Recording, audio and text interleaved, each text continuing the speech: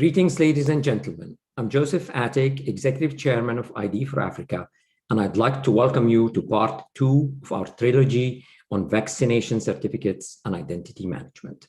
We are pleased to be holding today's event during the World Immunization Week. Part 1 of this series was a remarkable policy roundtable where we benefited from the insights of the leading international organizations and think tanks on the front lines of the topic.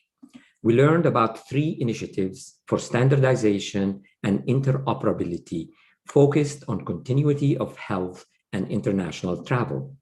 These were the smart vaccination certificates of the WHO, the visible digital seals of ICAO, and IATA's travel pass. We also explored the trust frameworks and got a tour of policy and potential ethical, legal, and operational challenges and pitfalls. If you have not watched that episode, I highly recommend that you do so in replay, available on YouTube. Of course, it will be missing the intensely dynamic and information-rich chat that accompanies the live version.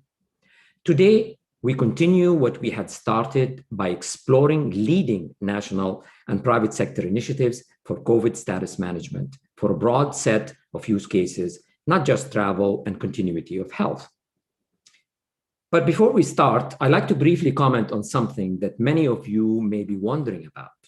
Our name is ID for Africa. We are recognized as the voice of Africa on identity matters and the advocates of Africa's interest in ID 4D. But it seems that the COVID health credentials are dominated by activities mostly outside of Africa. So how does this fit into our mission? Allow me to explain. Yes, the push for the use of COVID passports is coming largely from developed countries, where there is an understandable eagerness to reopen damaged economies.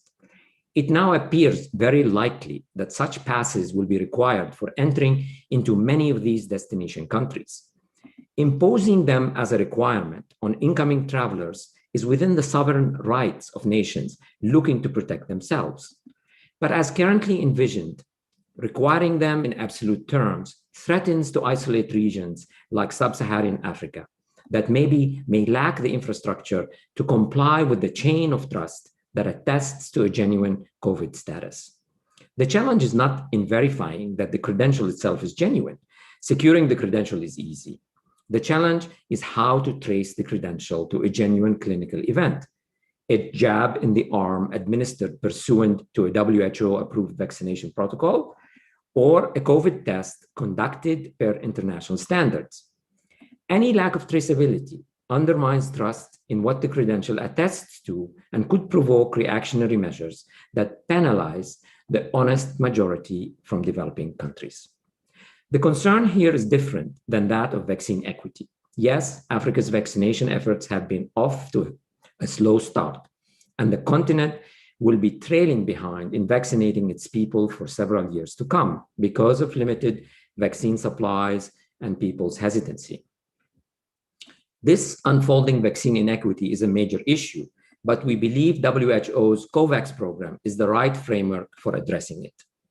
ID for Africa cannot add value to COVAX, but we can help minimize the impact of vaccine inequity on Africa's potential isolation by urging destination countries not to rely on proof of vaccination. Relying instead on COVID tests is preferable. But still, it is not free of problems, and those we need to solve urgently.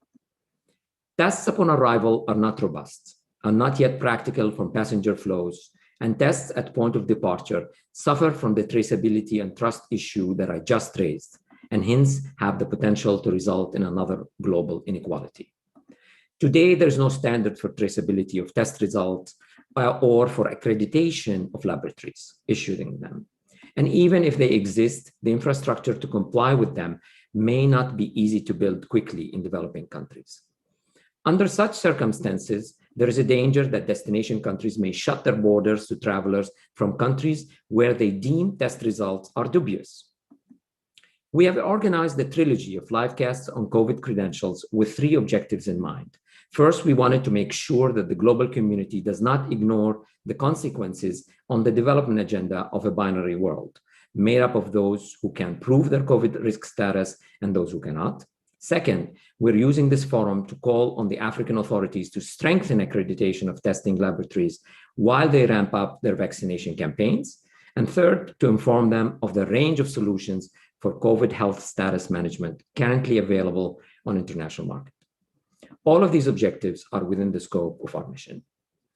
In fact, we will continue to use our convening power with the support of our development partners to keep any issues that impact the development agenda and identity on the radar screen of the world authorities, not just vaccination.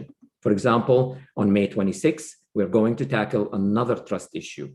In that case, it will be trust in democracy. But in our campaigns, we need all the help we can get to disseminate accurate information and to inform policy. So please share, like, and subscribe to what we are producing together. Back to our current episode. Today, we're going to try to give you an overview of the national and private sector initiatives, which have proliferated all over the world. As I had mentioned in the previous episode, we had received a large number of proposals from which we selected the top 20 initiatives, which we will be presenting in 2 groups of 10 each, today and next Thursday.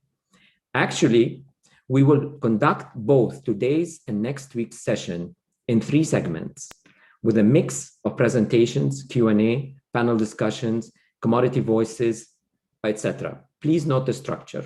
Some are going to be essentially straight presentations, others are going to be a panel discussion. So we'll come back to that.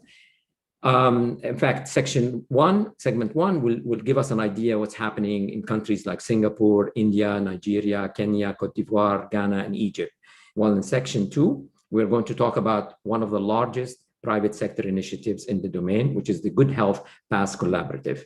And then we're going to go back and explore some very promising technologies coming from UK, France, and Germany.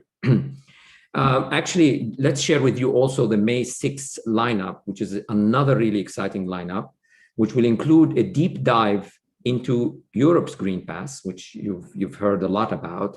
Will include also innovative technology section, but most importantly, something that I'm excited about is a roundtable of CEOs. So we brought together some of the CEOs in the segment to engage with us in an open and frank dialogue on the challenges and the opportunities. I feel I need to reiterate that per our policy for participation, no financial or other considerations were received from any of the chosen participants. The selection was made through a merit-based review of proposals in response to a global call for participation. Furthermore, selection to participate should not be interpreted as an endorsement by ID for Africa. I now would like to welcome and thank today's participants. We have with us, in no particular order, Pramod Varma from EK Step Foundation in India, Charles Walton from Mastercard USA, Stephen Ko for Government Tech Singapore, Tony Rose, Lumedic USA, Dele Atanda from metaMe USA, Tamer Shafeek from the Get Group Egypt, Franziska Muschik from Veridos Germany, David Chadwick from Verifiable Credntials UK, Gilles Barré from OTENTIK France. Thank you to all the panelists for taking the time to be with us today and for working with us on this exciting episode. We really appreciate it. As always, thanks also go to our development partners, the Bill and Melinda Gates Foundation and the Omidyar Network for their support in making the livecast possible and keeping them commercial free. Okay, back to today's session. I'd like you to note that in segment 1 and segment 3, each speaker will be given 8 minutes to do their pitch, and it will be followed by 5 minutes for Q&A dedicated to that particular presentation. So please put your questions for the speaker of that segment in the Q&A section of Zoom. We're going to try to answer as many as possible. Any unanswered questions, the speaker afterwards will engage with you and will answer them offline. Please make them specific to the presenter and not general, open-ended questions. In the second segment, we will do a panel where we do a mix of presentations, short presentations, but also a meaningful discussion. And we may even have community voices if some people are interested in joining. One last housekeeping item. we are pleased to launch a new service to those who are attending live. You can now request the transcript of the chat. Please follow the instructions posted in the chat. We will start the session actually with a quick poll to do some level setting like we did in the last episode. Operator, could you please launch the first poll?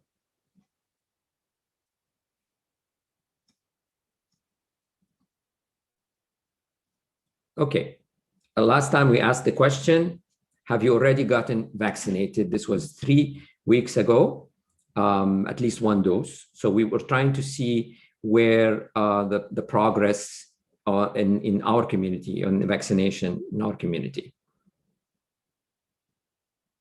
Okay. Operator, you can end the poll right now. So basically, we have received 60% said no, 39% said yes. Let's see how that compares to our previous poll that we've done on April 8th. Obviously, this is not a scientific poll. This just shows if there has been any progress since last time we asked that question, which is 3 weeks ago. And here are the results. So we can see that essentially we picked up 10 percentage points in the number of people who have been vaccinated, relatively speaking. If this is a sample that represents the community, I think this is good progress. Hopefully, we can do another time next week and see some more progress there. Okay, operator, please invite Pramod from India to kick off the first segment. Pramod, the floor is yours. Thank you, Dr. Atick. Pleasure to be here. I hope you can hear me. Let me share. We can hear you. Yeah, thank you.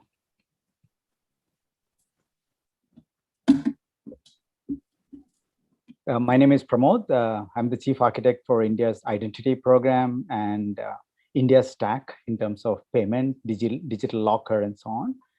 Also, last year, towards end of year, we started work on the vaccination credentialing infrastructure, which is an open source infrastructure I would talk to you a little bit today.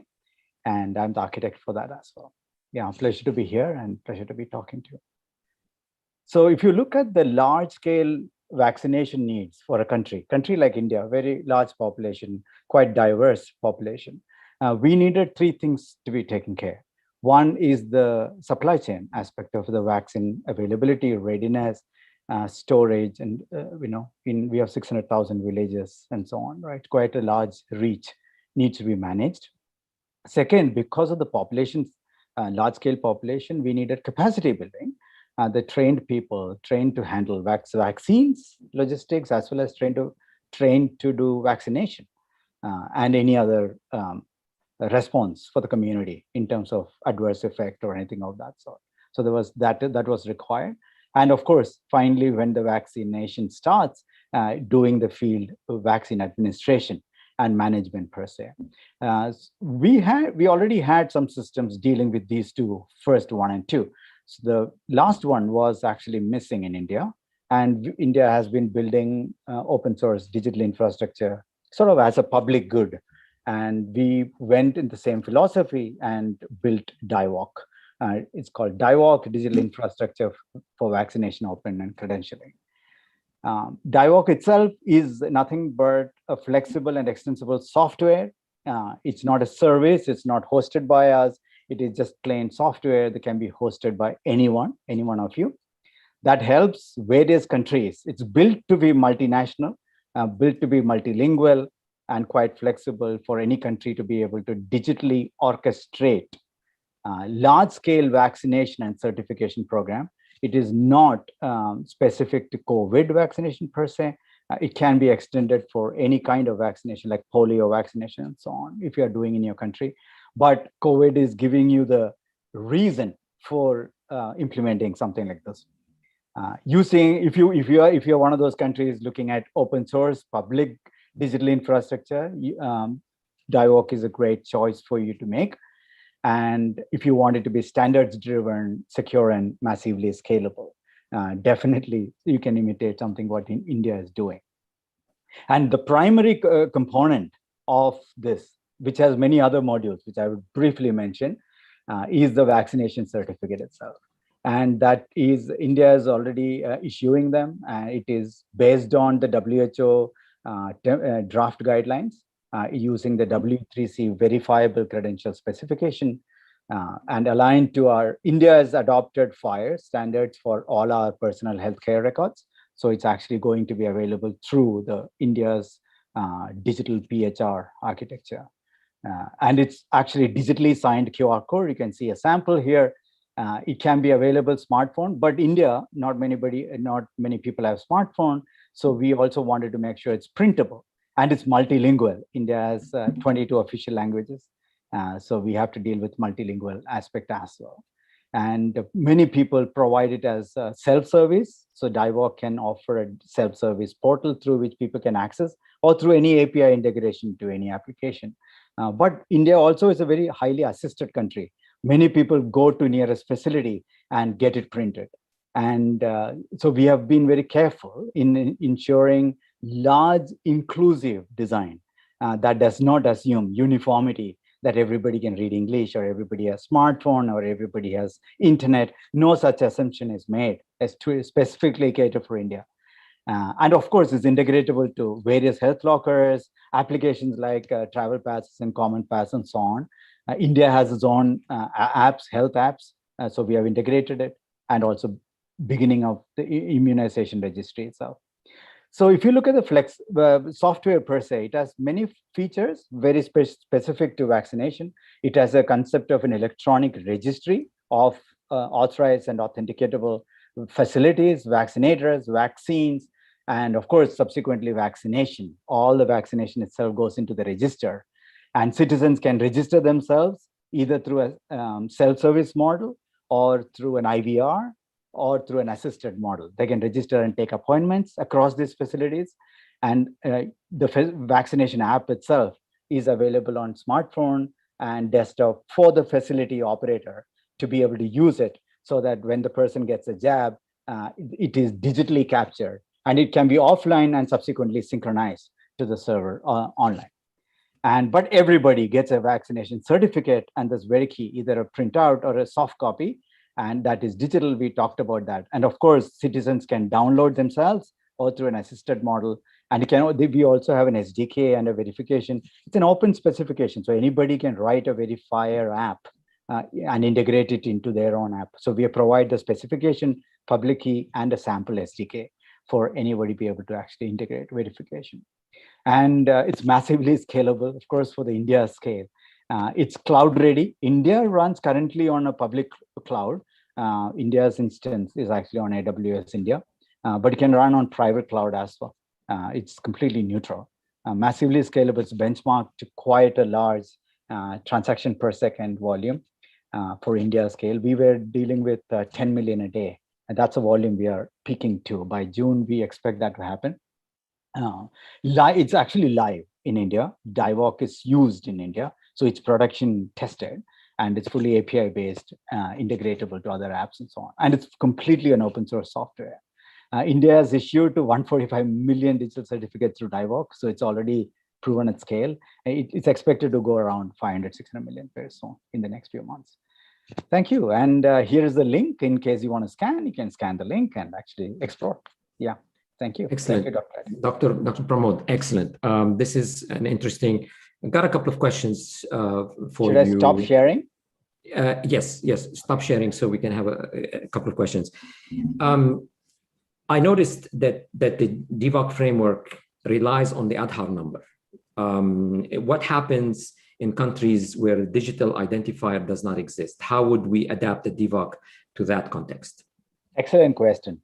Interestingly, DIVOC does not depend on Aadhaar. India does not even mandate Aadhaar. It's encouraged, because vaccination in the government facilities are free. Because it's free, we wanted to make sure benefits are, not any fraudulent activities and so on. So if you go to a government facility in India, they actually use an Aadhaar authentication and Aadhaar linked. But if you go to a private facility in India, Aadhaar is not mandatory. So in DIVOC, in India itself, it is multi-ID compliant and it's live with multiple ID. So you can use any digitally verifiable ID, like mobile number, email to national identities or a bank identifier or any cards or anything of that sort. It's fully plug and play. India uses multiple IDs already in live. Yeah.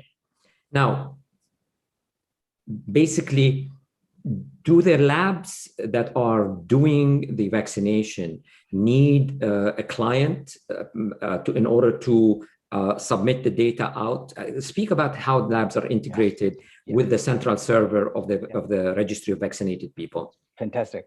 So the backend, the India's central server offers a set of open APIs, application programming interfaces, as well as a reference application. So there are two possibilities for labs and health facilities that do not have technology capability.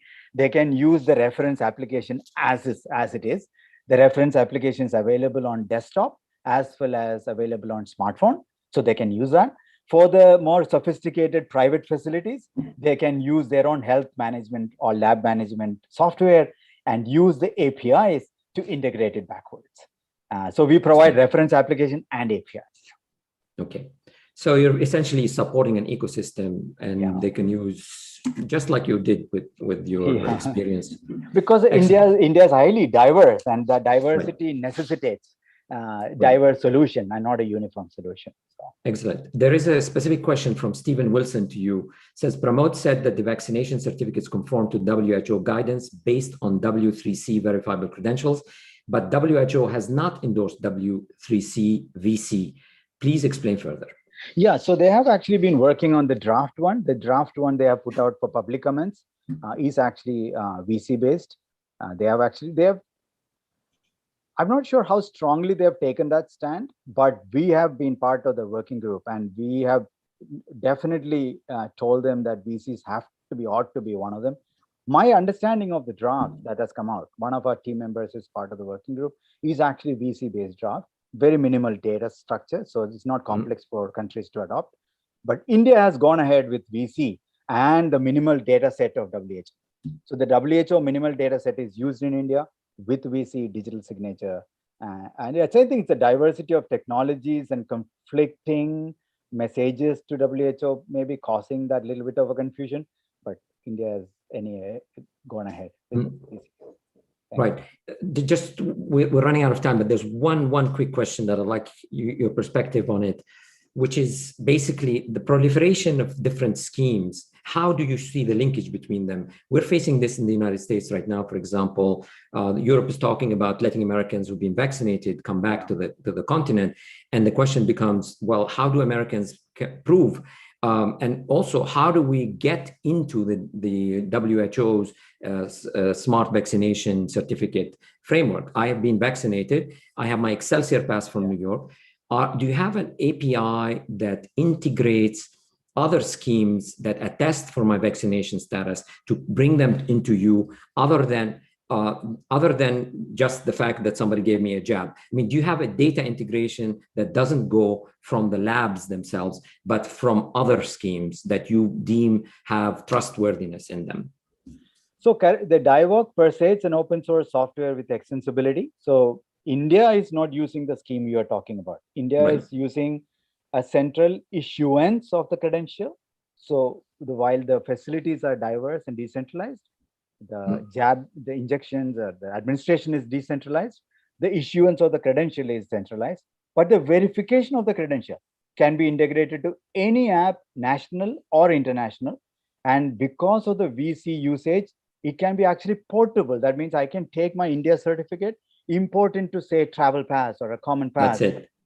So very, very easily. And we also have an online API for revocation, but for actual validation, you don't even need connectivity. You only need public key. So it's quite a flexible scheme for international acceptance. But a quick answer is that international countries have not come together. I think we are creating a lot of confusion, by the way. A lot of technology is also part of the confusion. Exactly. And I think that's causing some concern, but we have been providing, saying that keep it simple, keep the issuance very simple, make it available to be portable for us. then push for decentralized apps to be working in the airport or wherever it is. Yeah. Excellent. Good luck in that. Just one last question from Lauren Schwartz. Pramod, what do you think of blockchain technology for this topic? Yeah, okay. So we have not used blockchain per se because of the transaction volumes are quite high. But nevertheless, blockchain can be used for subsequent credential issuance. Credential is a activity. Once you issue it, the hash value of the credential can actually go into blockchain because that allows no central systems to subsequently exist. So if you want to go completely, if you don't have in a country where the central systems are not trustable or stable, blockchain actually can come in handy. In India, we didn't use it, but we can actually port the credential issued in India to a chain and actually take it off the central system. So we allow that subsequent extension, but we are not use it. It's quite useful for countries who don't have a central, stable, reliable system. Right. Okay. People are asking a lot of questions to I'll try to answer it online then. Please answer them online. There's an interest in this topic. Wonderful summary. I wish we had more time to engage with you, but thank you so much for your time and for sharing this wonderful information. Let's move on to Singapore now. Operator, could you please bring in Stephen? Hi, everyone. Good to be here. So my name is Stephen. I'm from GovTech Singapore. Glad to be here to share what we are doing for Singapore. Okay. Without further ado, I'll just jump straight into the deck.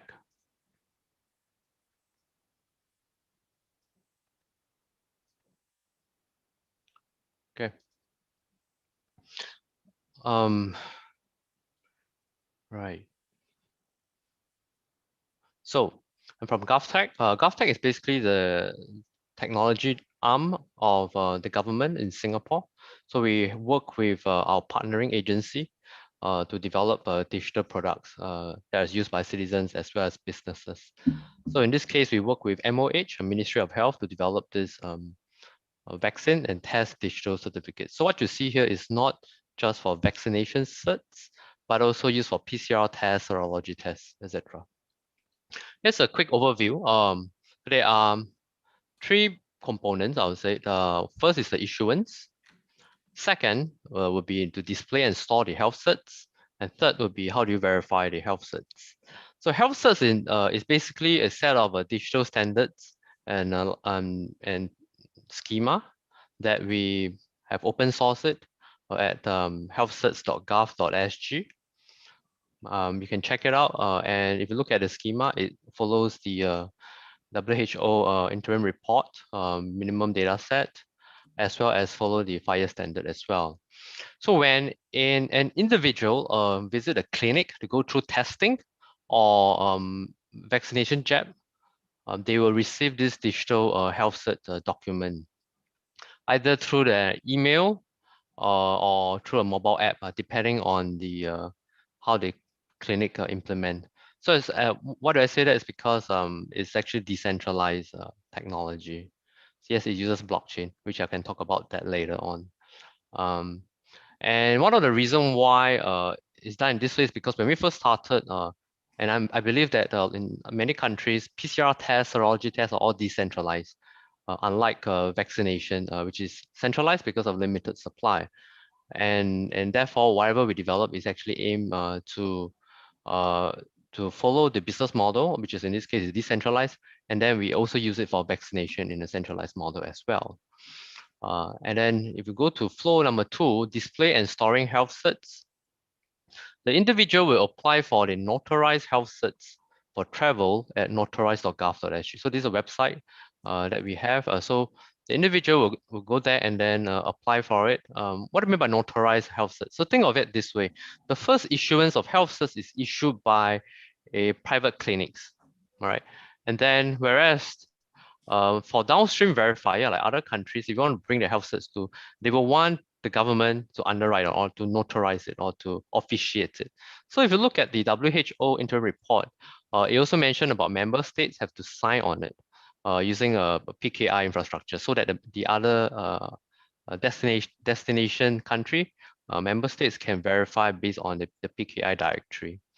So this is why the individual applies for a notarized health certs there. So basically what we do is that the website will basically take the health certs that the individual has and sign on it and notarize on it, and then reissue back to the individual via email as well as through the SingPass mobile app, which is basically our national digital identity, which is the still in the center. And then after that, if you tap on it, it will show this QR code, and then you can actually scan on it to reveal the notarized health certs. So as you can see at the bottom, right, I say that it's actually integrated with a couple of companies like Accredify, AOK Pass, and Tribe ID. So these are the current health cert providers, and they also have a digital wallet solution. And I'll talk more about it on how it's integrated with their products, because we have open source the way how do you implement an e-wallet in the mobile app. And then on the third the column verifying the health certs. So this is a website called verify.gov.sg.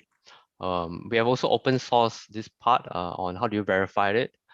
And when you scan the QR code on the second column, this QR, it will bring you there. And I'll talk more about it. So again, we have open sourced it. Therefore, other companies, in this case, Affinity, Unifier, can actually use our verifier in the app as well. Okay. So the technology behind health certs is basically open attestation. It's an open source framework. We open source somewhere in 2018. Uses blockchain to issue cryptographically trustworthy document that can be verified independently. I'll not go into the detail on the implementation because, like I say, it's open source. If you go to openattestation.com, there's actually lots of documentation you can search and find out more about it. What I want to say is that we actually used this in 2018 for open certs, which is for educational certificates. We digitize educational certificates and roll out across the entire country. So all our schools, public schools, secondary, A-levels and junior college and universities and polytechnics, they are already using it for the past 3 years. And on top of that, we also use the same technology for trade trust to digitalize a trade document like bit of lading, certificate of non-manipulation, so on and so forth. So basically, it's not something that we developed just because of the COVID, but we already have it more than 3 years ago. So it does a few series of check whether it's a known issuer based on the DNS record, check whether the hash matches what is on the public permissionless Ethereum network, and it hasn't been revoked yet. Okay, and the verifiable document is in JSON format. Yeah. Okay. Yeah. So I just touched on the notarize earlier on. It is a platform to officiate digital document by the government. It basically uses the same framework called open attestation, like the medical institutions as well, and then verify. Yeah. I have a QR code here. You can scan and check it out. If you scan it, it should bring you to the verify.gov.sg. We have open sourced the e-wallet implementation to store the health certs payload onto a mobile app, and it can render it within that mobile app, and you can share it within the mobile app.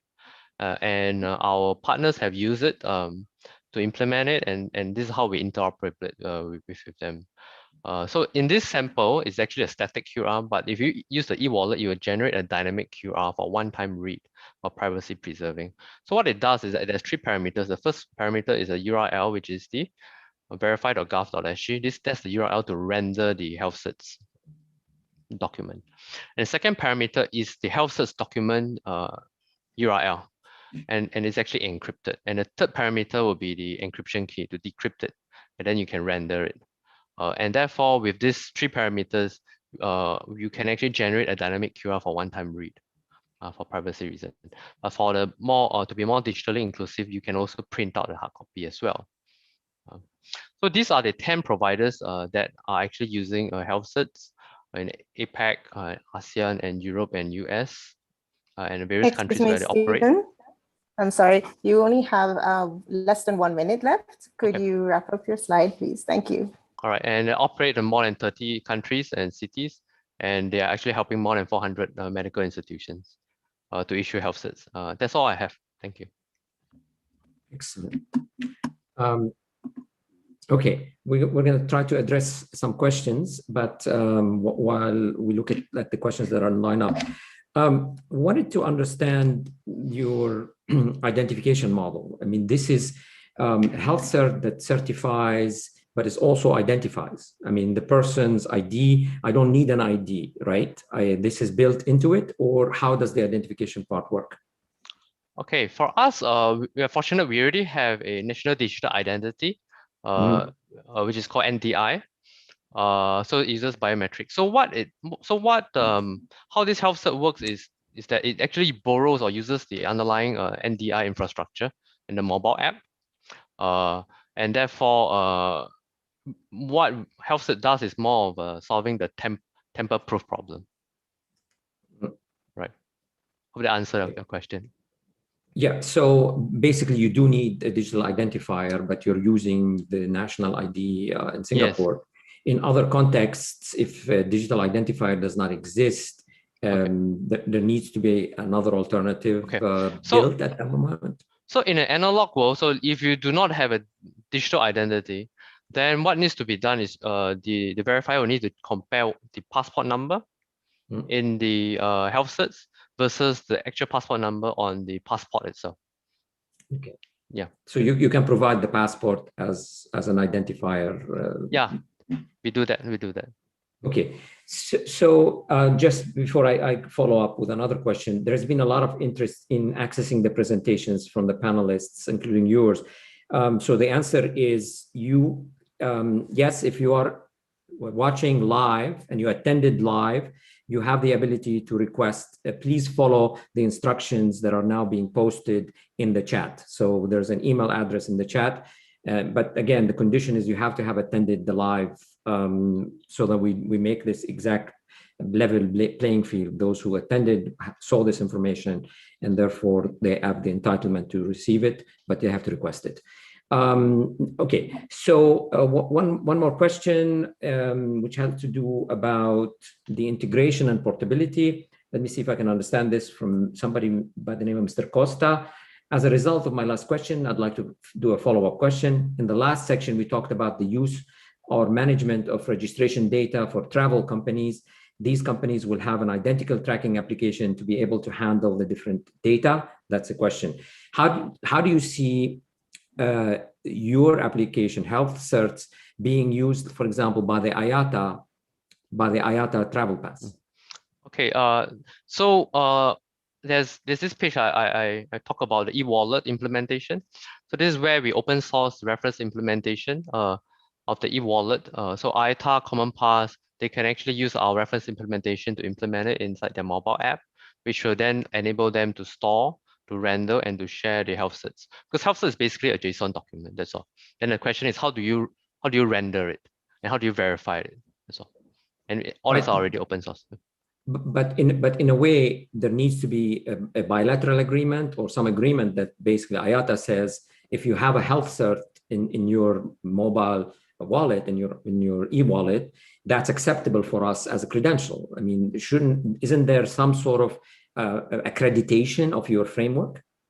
Okay, first of all, if you're referring to the acceptance of the technology, that has to be, at least as of now, is more of a bilateral agreement and individual to decide the technology that they accept. That's one. Number two, what kind of vaccine they accept, and the risk budget as well. Right. Okay. So, by the way, you spoke about minimization of the data that the health certs contain. To what degree do they include information about the lot of the vaccine that you received and at what time you received it, etc.? Yeah, these are actually part of the mandatory, I think, fields from the WHO interim guideline. So you comply with that minimal set, and therefore, if WHO wants to import your mobile wallet cert, that can translate into a more recognizable framework worldwide, not specific to your country, but Excellent. Okay. Anyway, there are other questions that are online and in the chat. If you like to engage with them, please feel free. But wonderful, really wonderful overview of what Singapore is doing. And hopefully there are lessons learned here in terms of the development context.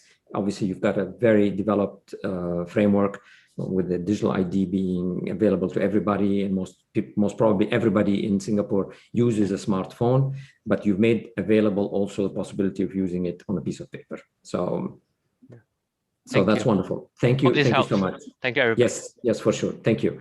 All right, operator, let's proceed. I think we're now moving to Dele. Atanda, Dele, the forum is yours. Hi, thank you very much, Dr. Atick. Let me just share my screen.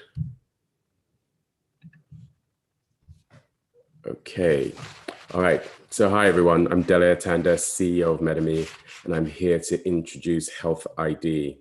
So Health ID is a privacy-led and science-backed, complete end-to-end COVID monitoring service. It's smart, citizen-centric, and completely focused on our need to be both physically and digitally safe as we seek a new normal. So let's take a look at how it works. Firstly, when someone registers for the app, they create a self-sovereign identity, which they own and control using the Hyperledger Aries verifiable credential framework. They then answer a series of questions about their health and whether they have previously had COVID. They can scan their oxygen saturation, respiration, and heart rates by simply looking into their phone's camera. This can help determine if they've had COVID even before showing symptoms. They also answer a medical grade symptoms survey to assess how they feel and are asked to record test results and vaccination dates via self-reporting, document scanning, verifiable credentials, or direct API connections to public health authorities. Vitals can be measured objectively in real time with a scan using video feeds from the phone. Once completed, a credential is generated based on vitals, symptoms, test results, and vaccine status. Contact tracing can also be activated with an ability to track status, proximity, and density risk confidentially. Most importantly, though, Health ID secures sensitive data with our pioneering MPOD technology. This allows individual minimized data sets to be isolated and protected as cryptographic packets whose access can be audited and controlled using blockchain technology. Users can share different data sets based on their context, such as getting on public transportation, checking in at work, or visiting their doctor. All of this is done in a completely self-sovereign manner, enforced by smart contracts. Health ID truly puts the safety of your health data in your hands. Through our partnership with CareSpace, Microsoft, and Unisys, we're able to deliver an intelligent credential solution that's versatile, flexible, and resilient. Health ID allows state health authorities to issue QR codes to individuals when they are scheduling a vaccine appointment or at the point of receiving a vaccination. Importantly, healthcare workers administering vaccines update data into the user's QR code on the type of vaccine delivered, date of jab, etc. This record is then pushed to the local and state health authority systems via the FAR HL7 protocol. Importantly as well, this reduces the amount of error-filled dirty data entering the system. People are then given their vaccine or test results as a verifiable credential, which they can share with third parties as a proof of health status to access spaces and services. When necessary, they can also provide their identity, which can also be verified.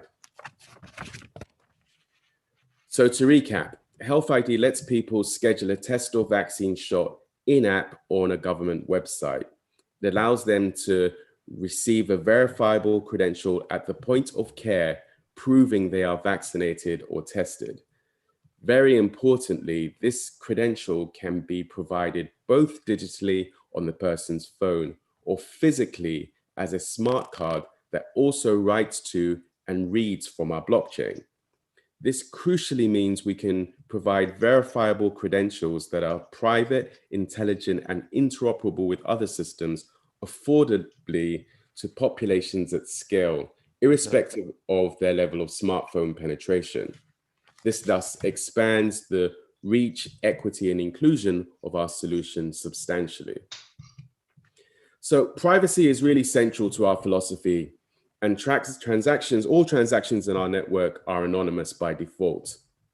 Our service lets people share data with administrators anonymously when they are clear, semi-anonymously when they are at risk of infection, and on an opt-in identifiable basis if they are positive for COVID.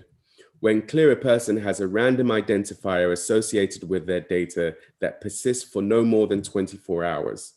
If at risk, the identifier persists until they are cleared of the risk of infection.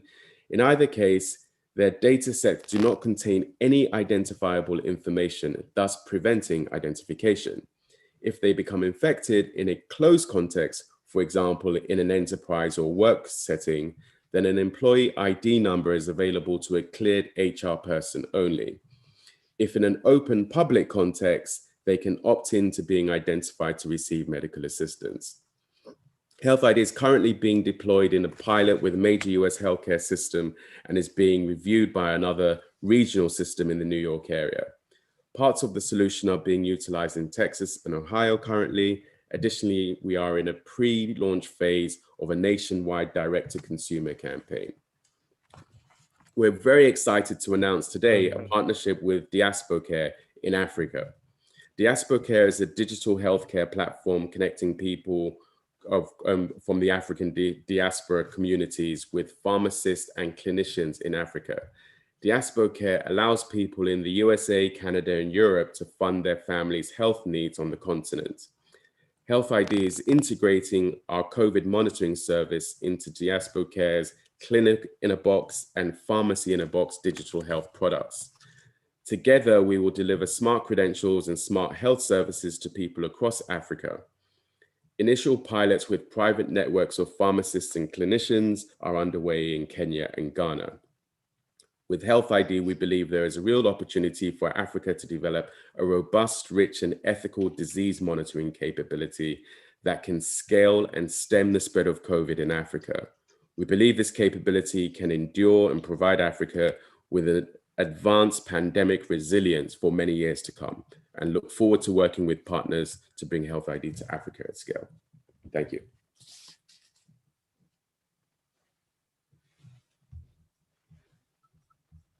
Thank you, Dele. Let's come back to a couple of questions. One of the things that I'd like to understand, I mean, you have a very impressive and sophisticated solution. The question is, how can it adapt to the African infrastructure reality, which is, I mean, there is a chain of trust that I mentioned in my opening remarks, which is you've got laboratories somewhere, some in Africa, and I am an airline or IATA or an association that needs to know that this credential is genuine and it genuinely attests to the status of the person. So speak about that chain of trust and how you can eliminate malfeasance, fraud, and security challenges. So will the laboratories have to be vetted by some organization? And then will they need to be using your software in order to upload to your blockchain platform? So I think working with DiasporaCare enables us to achieve a lot to address a lot of the challenges that you allude to there. So within the networks of pharmacists that we're working with, they would be accredited pharmacists, accredited clinicians who will meet us as a minimum standard. So that's the first thing. I think the second thing is that owing to the model where we actually collect data at point of care, point of delivery, this really addresses, you start from a reliable source of truth. So you really have two things that you have to address. One is, can I trust the person that's administering the vaccine? And secondly, is the vaccine or the test result a genuine test and vaccine? So the latter you address by by monitoring the supply chain and referencing that back with data sets that can be published by pharmaceutical companies, for example, around the authenticity of the vaccine. And then the second is really then just capturing that data at the point of care. But really, once you achieve those two things, you then have a very robust and reliable data set, because then it's really all captured within the blockchain framework. But who does that? Does that platform for authentication, verification, that's part of the Care platform or your platform? Who does that vetting to ensure that the origin, let's call it the breeder data, the data at the source, is genuine? Yeah, so with Care has a net in the pilots that we're doing in Africa, in Kenya and Nigeria. They have networks of private pharmacists that have been vetted thoroughly, that are all part of a group. So we know that these are very high quality, reliable, authentic pharmacists and clinics. So that's who was in the pool. So they do that vetting, and then we do the capturing of that into a verifiable credential framework. Right. Once it's now clean data, that you have trustworthy data, you can move it into various applications, and then the portability. But you also maintain, because this is in a privacy pod, you give and maintain the control to the user as to what they will be sharing. Absolutely. And for us, that's a really fundamentally important part of it, that it is truly sovereign to the user. Because if to your points earlier, if you can really prove that it's a genuine vaccine and that it's being genuinely administered to this person, then the key thing then is providing the user with the control of that, so that you can prevent any kind of sort of unnecessary tracking and surveillance. But it's strange to call it sovereign, because when it comes to vaccination, the fact that I cannot attest to my own vaccine status, it's going to have to be attested to me by accredited authority, either a national Ministry of Health or laboratories that are providing that attestation. So yeah, you can call it self-sovereign, but depending on the attestation of others who are institutionalized. You're absolutely right. And look, I think it's the same with identity, right? In a similar sense, you need a sovereign government to attest to your identity. But I think if it's official identity, because there are other identities I can use my own, that's okay. Yeah, right? You're right. And that's the key. And for us, I think the sovereignty is really about control. And it's really about the user having control, because there are contexts when I'm crossing borders where I do need a sovereign state to attest to my identity, and I need a sovereign proof of the vaccination. So it's really more about user control, giving the user agency, I suppose, is really the central thing. Just quickly, question to you from Lance Farquharson, basically saying, can your framework also incorporate all vaccination data, including the yellow card, or is it just COVID specific, or is it extensible and from the start? Absolutely is extensible. COVID is obviously the gateway problem that we're all trying to address, but we see this very much as a way for managing all sorts of vaccine and health data effectively going forward. Okay. And somebody from Cote d'Ivoire, you mentioned that Diaspora Care is in Cote d'Ivoire as well, right? Yes, the Diaspora Care, they have got some initial pilots underway. So Sulaiman Sis, I don't know what the font here is, but is asking basically, how would you put in place such framework in a country like Cote d'Ivoire that does not have the framework for digital ID? So you are going to be giving them a self-sovereign digital ID. I mean, could you please explain specific to Cote d'Ivoire how it would work? Yeah, I think it's the same with all parts of Africa. I think, we can issue someone with, and to your point earlier, Dr. Atick, we can issue someone with a self-sovereign identity. We can very easily do that. Now, that doesn't mean that it's verified or attested by the state. So really, it's a question of how do you then bring a state identifier to attach it to that self-sovereign identifier that's reliable and that's credible and that's recognized internationally. So I think that this is really solvable for anywhere in Africa, for any kind of scenario. And our system is kind of mesh network based. We're working with the Linux Foundation's herald framework, so it doesn't even necessarily it's not necessarily reliant on internet connectivity. It can operate in a mesh context.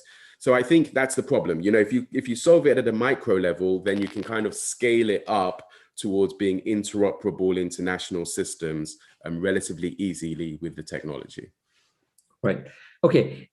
Just one last question. If I took away from you the smartphone, yes, and I now have only feature phones in the hands of the population, how does Health ID framework implicate? Maybe it doesn't, or if it does, how would you adapt it? So the key thing is that you don't need a smartphone in everyone's hands. So we have the smart card framework, which is NFC based, and even feature phones have NFC readers. But so you can't have 0 smartphones, but you could, for example, have 1 smartphone per 100 people, where the smartphone is basically used by the clinician, for example, to record the data and to put the data onto the card that the user then carries around. Okay, so that's important to note, that you're not saying everybody needs to have a smartphone in their hand in order to have basically a COVID pass or COVID health status. It could be attested to the card that they're carrying, and it could be attested to even in a feature phone. Yes, a feature phone is compatible too. Okay, please engage with the community in the chat. There are a lot of interesting implications for what you're doing. Also, if you can provide additional information about what these 4 African countries are doing and how we can learn more about them and how we can help, that would be fantastic. Again, thank you so much for the time and being with us. Thank you for having me. Okay, operator, let's move on to the 4th speaker in this rapid fire segment, and that will be Tamer from Egypt. Tamer, the floor is yours. Thank you, Dr. Atick. Please confirm you are able to see my slides. Not yet, Tamer. Can you try again? Okay, hold on for a second, please. Now? Okay, yes, thank you. Okay, hello everyone. Tamer speaking from Cairo, Egypt. Of course, very happy to be part of this interesting discussion. I would like to thank Dr. Atick and the whole ID for Africa team for making sure this live cast is happening now. So today, I'm gonna talk about a real life implementation of our vaccination management system, Vaccima, that we managed to do hand in hand with the Egyptian government. So as some of you might know, Egypt was one of the first African countries to get access to their vaccination doses. And during that time, they were focused on issuing, hold on for a second, please. Okay, I just need to minimize. During that time, like everyone else, their main focus was to think about the next step of having a secure vaccination certificate. And this is when exactly the first engagement with GET took place as an expert in credential and identity management solutions. So when we started talking with them, we both agreed that before we need to reach to this stage of having a vaccination certificate, or what we call the health passport, we first need to have a complete platform to manage the vaccination process. So when we started to plan for this project, we had to think about many things. How are we going to build a robust and secure system to register a population of 100 million people? How are we going to support the government to take some important decisions related to budgeting and forecasting for the vaccines? What about stock management? How we are going to distribute the vaccinations across the different health centers? And also the vaccination requests. What we did is that we are relying on the WHO recommendations to enable the system automatically manage all the vaccination requests. based on preset parameters like age, chronic diseases, and other things. Also, the appointment to take the vaccine, how we can make sure that everyone is having a fair chance to get his or her vaccine, and try to eliminate fraud as much as possible. So we had to bring all of those components together to make sure of a successful implementation of this project in Egypt. But the question, how did we make sure the implementation is successful? First, the architecture. We have the system and the servers located in a central location, and this location is connected to the different health centers across the country. So we started with 200 health centers, and now we are speaking about 800 plus, and it's forecasted that we reach 2,000 centers. Also, being a leader in providing identity management solutions, so obviously security and data privacy were on top of our priorities while building the system. But at the same time, we had to make sure that the system is built on an open platform and it can be easily integrated to other systems. And this is what we exactly did in Egypt. We are integrating with some of the government system, for example, the EDA, which is the Egyptian Drug Authority. And this system gives us a very useful information about the different types of vaccines and the expected side effects. Also, a very important aspect of the system is how people now are interacting with the system. So first, we need them to access the system to register themselves. And this can happen anytime, anywhere. This is a web-based application. They can either use their laptops, cell phones, tablets. And we also thought about people who do not have access to those devices or do not have the knowledge to deal with those devices. So we established other means for registration. So we have call centers, and we even enabled people to register on behalf of others. Finally, in a later stage, the system will issue a secure certification that is going to be used by the verifier in different use cases that we are going to discuss later on. Now, one of the most important benefits of building such system in Egypt is that as we speak, Egypt is building a national registry for all vaccinated people. And this is giving the government very useful information, reports, and statistics about population data, about statistics, information about based on gender, age group, and chronic diseases, and also very important information about vaccines themselves. Also, having an established national registry, it allows the government to decide on issuing the certificate whenever they feel confident to do so. And speaking about the certificates, all what we did so far was to pave the way to reach to this part, the most important part of the system, which is the vaccination certificate. And now the ongoing discussions with the government that we need to make sure of two main principles. First, it has to be accessible to everyone. Second, it has to be very secure. So you will notice we have it in different forms, and all the security elements have been taken into consideration. And also for the verification, now we are talking about two main categories. The first one is the color-coded verification for less sensitive use cases, like concerts, stadiums, crowded places. And we also have another scenario for the more sensitive cases where we need to have the verifier with the public key to access the information digitally signed on the barcode. So at this stage, we addressed almost all of the challenges that we had in mind while building the system. However, there's still one challenge, and I believe this is the challenge of everyone, which is interoperability.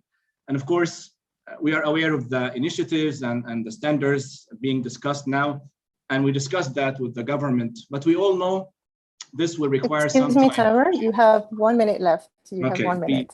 Okay, so we know that it will require some time to have an internationally accepted standard. And that's why what the government is thinking about is to address this issue through government-to-government agreements with other countries. So those countries will be able to accept the form of certificate we did here in Egypt. And of course, it's important to note that the system will enable them to integrate with whatever standard when the time is right. So to wrap up, do we recommend replicating what Egypt did in other African countries? Absolutely, yes. If we look at Egypt now, they are actually in a very good position. They have a robust system. They are vaccinating their citizens in a rapid rate, and they are building a solid national registry. And most importantly, they can integrate with whatever accepted standard in the future. That's it for me today, and I'll be happy to accept any questions you might have. Thank you. Yes, Tamer, thank you. Thank you so much. Actually, just to give some color to what the strategy here, you're basically talking about a centralized strategy nationwide. You're talking about a platform owned by the government, operated by the government, and developing essentially a ground truth, which is a registry of everybody who has been vaccinated. And then from then on, the government could produce attestation certificates. Some of them are going to be used for low risk activities. And then in that case, if I understood correctly, you may not need to verify the PKI transaction. And then others are much more sensitive, in which case you do need to check the authenticity of that certificate. Yes, it's a very good is that correct? Yes. Okay. Yes. And so talk about the identifier element of this. To what extent Egypt has a total coverage of its population with the identifier, and to what extent do you use it in the certificates for COVID? Yes, for Egyptians, we rely on the national ID, and if this is not available, we rely on the passport as well. And for non-Egyptians, it's a mix between the national ID and passport. So this is a vital point during the registration. If both of them are not available, we cannot proceed with registering citizens. Right. Okay. So you do need an identifier integrated in that. Okay. And there is a question from the audience from Paul Byrne, which basically said, you talked about a bilateral agreement, the way you're seeing this for certs issued in Egypt. Is this a globally scalable solution, or is it needed? If you have an open API structure and the certificate becomes portable, you take a certificate from Egypt and then you can use it in any other application. Why do you need a government-to-government bilateral agreement? Okay, let me put it that way and give you an example. So if I have my certificates and I'm traveling to another country that has an agreement with Egypt on a governmental level, okay, what they need to do at that point is just they need to, and this is what is being discussed now. This is the idea they're thinking about. That all what they need is to access the information on the QR code. At this stage, they don't need the PKI part. All what they need is to access the QR code that will redirect them to a securely hosted portal on the Ministry of Health. And online, yes. And this portal will give all the details about the vaccination history of this particular person. Of course, there has to be some education on how to make sure that this portal is not fraud and certificates are there and everything. But again, the government agrees, and then it's only a web portal that can be accessed anywhere. Okay, so that raises issues of privacy and that raises issues of security. Basically, if it's online accessible, what about some hackers from some nefarious organization that can download? Thing. Okay, now in Egypt, no one, only Egyptians or people living in Egypt can access the system through secure connections. Same will apply for other third party and other countries. So no one can access the system unless the government is allowing them to do that. Okay, and you don't think hackers would love to get the list of every Egyptian? Let me put it that way, because we have been through severe tests before, implementing this system, and the government was very cautious about this thing.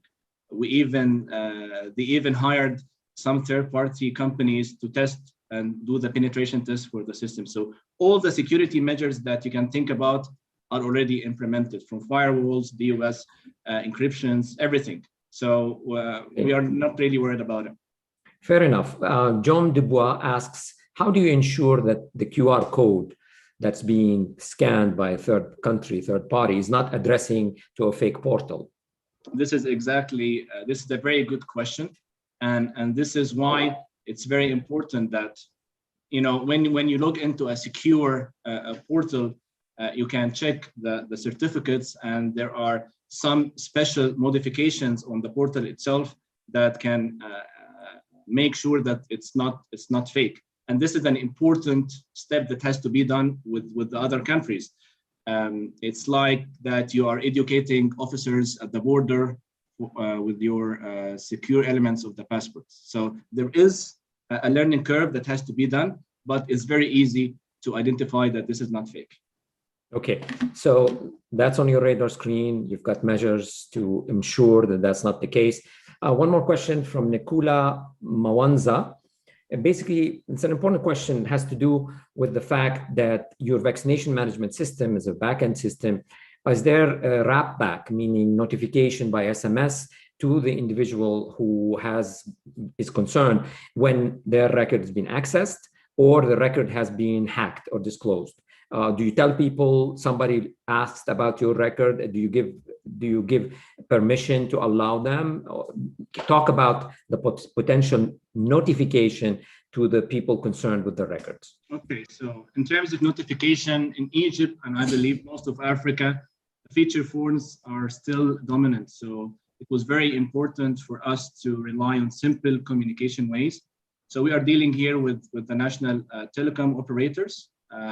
Every step related to the system, the citizen is notified when the appointment is there, the type of vaccine, if there are delays in his appointment. So SMSs is a major or is a main mean of communication. Also, very importantly, we are integrating with a chatbot service to allow people to interact with the system before vaccination and even after vaccination.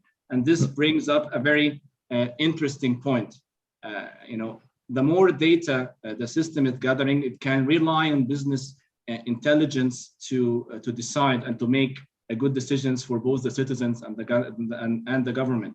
For instance, if I'll give you an example, my mother-in-law 3 days ago should have been vaccinated, and she is a rheumatoid patient.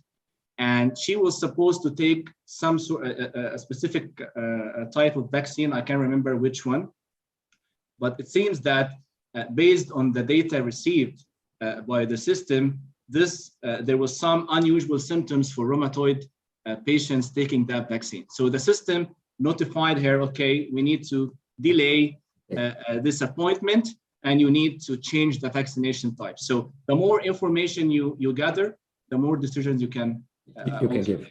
Yeah. Okay, Tamer, we're running out of time. Thank you so much for this contribution. There are some other questions regarding the implementation status and other types of questions specific to you. Please engage with the audience, and thanks for being with us today. Thank you. This concludes the first part, the first segment one. We're now going to switch to the second segment, but before we do so, we do have a poll. Operator, could you please launch the second quick poll? And then we will, okay. This is a question, as you've seen today in the 4 presentations. Some was a mix of private sector, some was a mix of government. So some people believe the COVID passport scheme should be primary responsibility of the government, and some say no, it should be primary responsibility of the private sector. Again, I'm looking for primary. The operative word is primary. Is this government primary responsibility, or can the private sector take this on and have a primary responsibility? Please vote and let's see what the answers come up.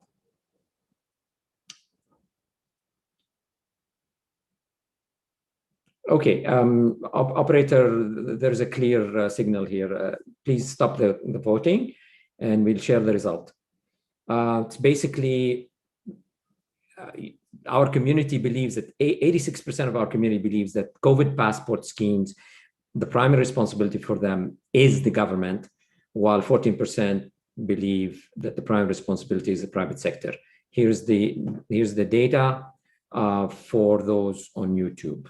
Interesting. So we are still talking about government issued IDs.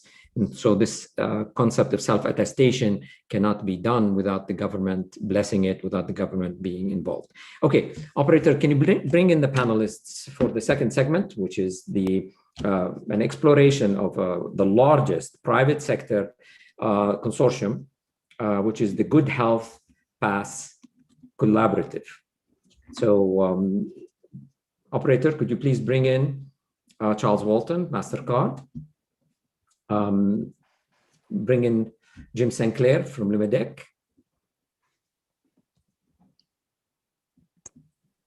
And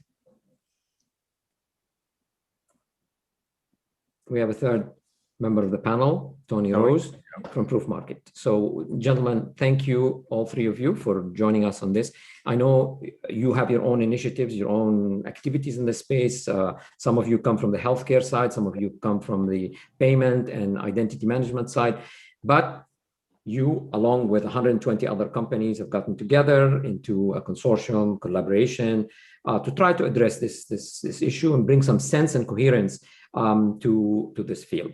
So what I'd like to do is I'd like to have each one of you just walk us through brief presentations about this collaborative, what it means and what value you bring to it from your own perspective.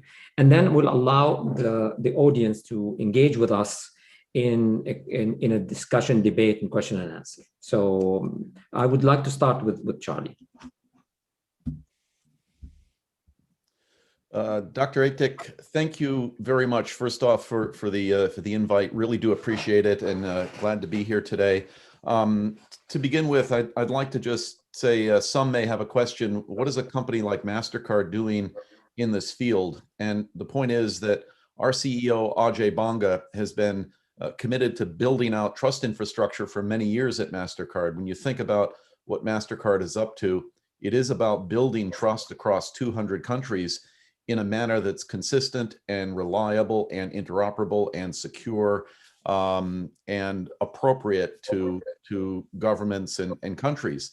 And in keeping with that, as we get to more and more digital, laying a foundation for digital trust is very important, we think, to society at large, to our customers, to partners, to government, and as well critical for Mastercard in delivering payment services. So we've made the move to really work in building digital identity infrastructure nation to nation to nation, partnering, collaborating, and working with others. And it was really in the context of that work, a business that I joined Mastercard in 2017 to start, that we actually got involved in this topic related to Health Pass. That work began as we began to see the pandemic unfolding just about a year ago. And we began to study the ecosystem, the lineup, and really for the first time beginning to bring a community of health, identity, technology, and travel government communities together. So a different type of ecosystem in many respects, but we saw some similarities. Now, in this diagram, we really tried to outline that. And I want to point out a few things. First, the notion of terminology and what do we mean by this notion of health passes. So the first thing is to say, I may have something like a vaccination credential or a record from my primary care provider, from a national health system. I may have a test credential that comes from a lab or other in-market testing organization. I may have from my medical record an immunity credential. So I may have one or more of these types of credentials. we've certainly had the view that those in total can begin to represent signals that go into the construction of a pass, where a pass might be presented, say, to an airline, an employer, a shop, a border.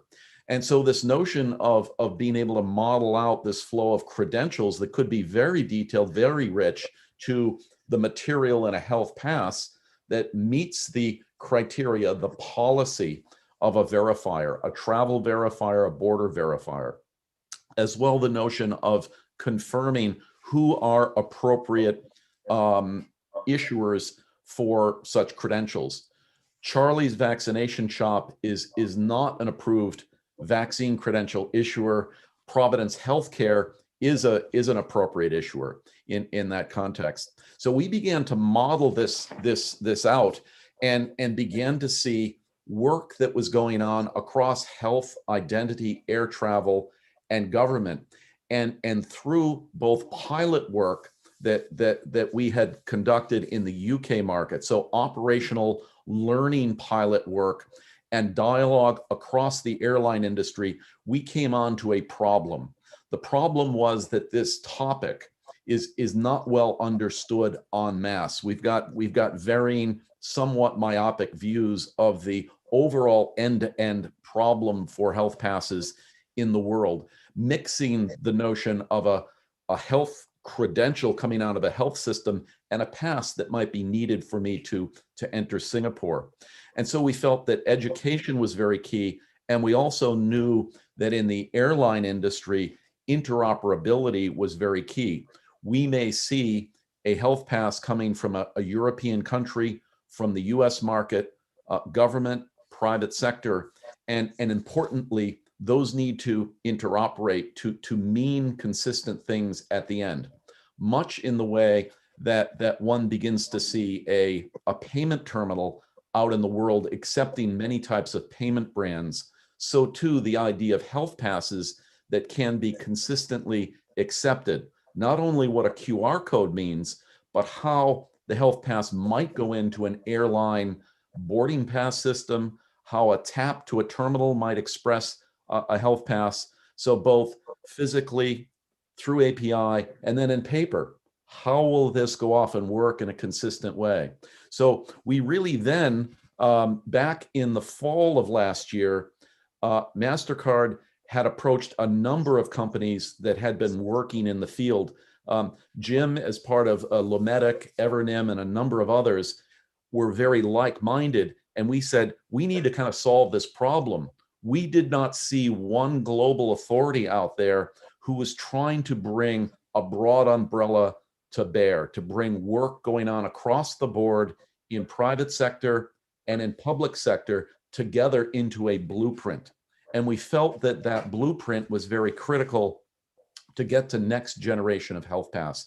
So the idea of defining or bringing together vaccination schemas that may come from varying parts of the world, how would registries be dealt with, how do test results and labs become registered, how do you begin binding identity to a health status credential, a health vaccination credential, how do you create that binding, and what's the appropriate way to do that, knowing that in a place like Singapore, you have a very developed digital identity infrastructure. In other parts of the world, there are not. So how do you begin creating this binding? What is the trust framework and implementation guidance? So we formed the group called the Good Health Pass Collaborative. It is a nonprofit. The nonprofit is a project administered by a nonprofit named ID 2020. We've published a vision paper, which is up on the Good Health Pass Collaborative website, along with a series of implementation or interoperability challenges, have then brought working groups to bear addressing these topics. This work is being done through Linux Foundation rules, through the Trust Over IP Foundation. So from the perspective of being in the commons, being open and very clean, we've created strong governance foundation for the work that's going on. The group is working across these 10 areas right now. An overall narrative framing, describing what the user experience becomes like, not prescriptive on color and fonts and so on, but what does the user see and what does it mean? How do you deal with paper credentials? What are standard data models and associated credential formats? Where they exist in the world already by definition, we point to them. Where there are gaps, we fill in. How do you describe security, privacy, data protection mechanisms across this broad supply chain? Approaches to trust. Excuse me, Charles, you have 1 minute left. Yes, 1 minute thank left. you. Rules engines, binding, and then an overall trust framework. So in short, would like to really call the action to the group to learn more about the Good Health Pass Collaborative. The website is here. Drop an email, take a look at the challenges. There will be public review that comes in May. And from there, I'd like to turn to Jim, who will talk a little bit about Lumedic and a little bit more detail here. So thank you. Thank you, Charlie. Let's keep going with Jim. Thank you very much, sir. Yes, bringing my slides up right now. There we go. Excellent. Good morning, good afternoon, good evening, everyone. Thank you very much for the opportunity to be here. And it's a pleasure to present alongside my colleagues, Charlie and Tony, as well as to present as part of ID for Africa. I think that Lumedic is committed in our corporate principles to identity, very much in line with what Dr. Atick was saying earlier before, and very happy to be able to walk through a bit of what we're doing today in the relationship to the Good Health Pass. First and foremost, it is our belief as Lumedic that health information systems are moving towards patient data ownership and portability, making the patient as the platform. This is especially true in some of the changes in electronic health information that are continuing to grow, and how the pandemic has put a new emphasis on this concepts of telehealth and digital virtual care. We also believe by moving to digital verifiable credentials, we can finally start proving our identity, attributes, and relationships without health system intermediaries. And I want to emphasize this point because we've had lots of good discussion on various models for using credentials. And we believe those credentials are rooted in the principles of self-sovereign identity and privacy by design, privacy by default, which of course supports the concepts of GDPR and the ability for people to control their own information as part of this effort. For us, vaccination credentials and certificates and COVID status are being viewed in that context of one of a number of uses for verifiable credentials in healthcare, which I'll go over in just a minute. And the platform overall is built on international open standards that can routinely produce and issue those credentials for other uses in continuity of care besides just vaccination requirements. Just to kind of summarize the platform overall, it is a mobile platform basis. You'll see to the left-hand side a reference to the Trust over IP technology stack as part of the Trust over IP Foundation, which Mastercard and Proof Market are also part of as well. And so I'm very pleased to be able to join my colleagues there, as well as Dele. We have built this platform specifically working with Providence Health Systems, which I'll discuss a bit more in a moment. We're wholly owned by Providence Health Systems. And as part of this architecture of various use cases for verifiable credentials in terms of identity, access to healthcare marketplace, our insurance coverage, our health wallet, et cetera, you can see that the vaccination credential, fortunately or unfortunately, was perceived as our first opportunity to be able to make people aware of and think in terms of how health data and health information could be managed by a patient-controlled and an individually identified vaccination credential or verifiable credential. And I also want to emphasize at the bottom there, we have a separate community of organizations supporting Lumedic called the Lumedic Exchange, of which Charlie and Mastercard are a member as well, where we have a group of independent stakeholders assisting us with subject matter expertise in healthcare and in identity to develop other use cases for verifiable credentials that contribute to the ability for the patient to manage their own information. Specific to our digital vaccination certificate offering, as I mentioned, we are part of Providence Health Systems in Seattle. Providence is the 9th largest healthcare system in the US. And what that specifically means is that we have approximately 120,000 providers covering 7 states, 51 hospitals, and about 21 million patients. Also, because of its orientation to the West Coast, of the United States. That represents about 70% of air travel to Hawaii, which of course is an island chain and ocean bound. So as such, there are quasi-international implications for our ability to work in something like the Good Health Pass and being able to use vaccination credentials as part of supporting a return to travel. However, the real mechanism here is about being able to use that verifiable credential and having that digital health information available for an individual to share as they see fit. With regards to workflow, I know there's been questions about central authorities. Our system is based on an individual getting their vaccination record from the electronic healthcare record system that Providence uses for its 21 million patients. And those records are in turn tied to state immunization information systems or the immunization registries. So an individual gets a vaccine administered, that information goes into their electronic healthcare record. They are able to get both a copy of their paper card as well as the information for being able to download and use the Lumedic app free of charge. And then from there, pull that information into a verifiable credential in their device, in their Lumedic wallet that shows proof of vaccination. Just to spend a minute more about that, as part of the vaccination administration process, the providers or whoever is administering the vaccine can give a one-page guideline of information for how to download the Lumedic Connect product, how to sign up for the access to your record that is intended, as I mentioned, to be able to give you access to your health information beyond just your vaccination credential, but starting first and foremost with that, and then be able to establish a digital vaccination credential on your phone in your wallet as part of also being provided with the CDC paper card. All of this, as Charlie described very well, leads to the Good Health Pass. We provide vaccination credentials, as I mentioned, as part of a suite or future schema for for credentials that are tied to healthcare activities and healthcare continuity. It is not simply a vaccination credential platform.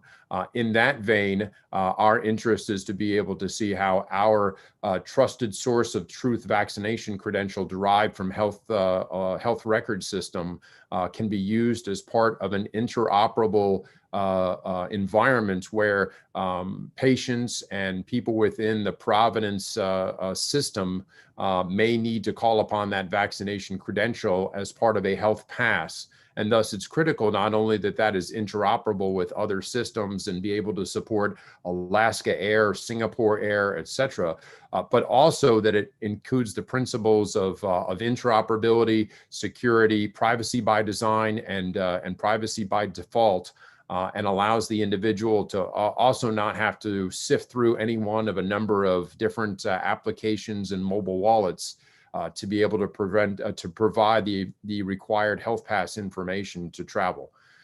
So we are supporting the Good Health Pass effort. We have a number of these drafting groups that, as Charlie reported, we're in the course of crafting the basic deliverables and be reporting those out publicly. And I'm more than happy to turn over to my colleague, Tony, who'll pick up from that end with regards to paper credentials.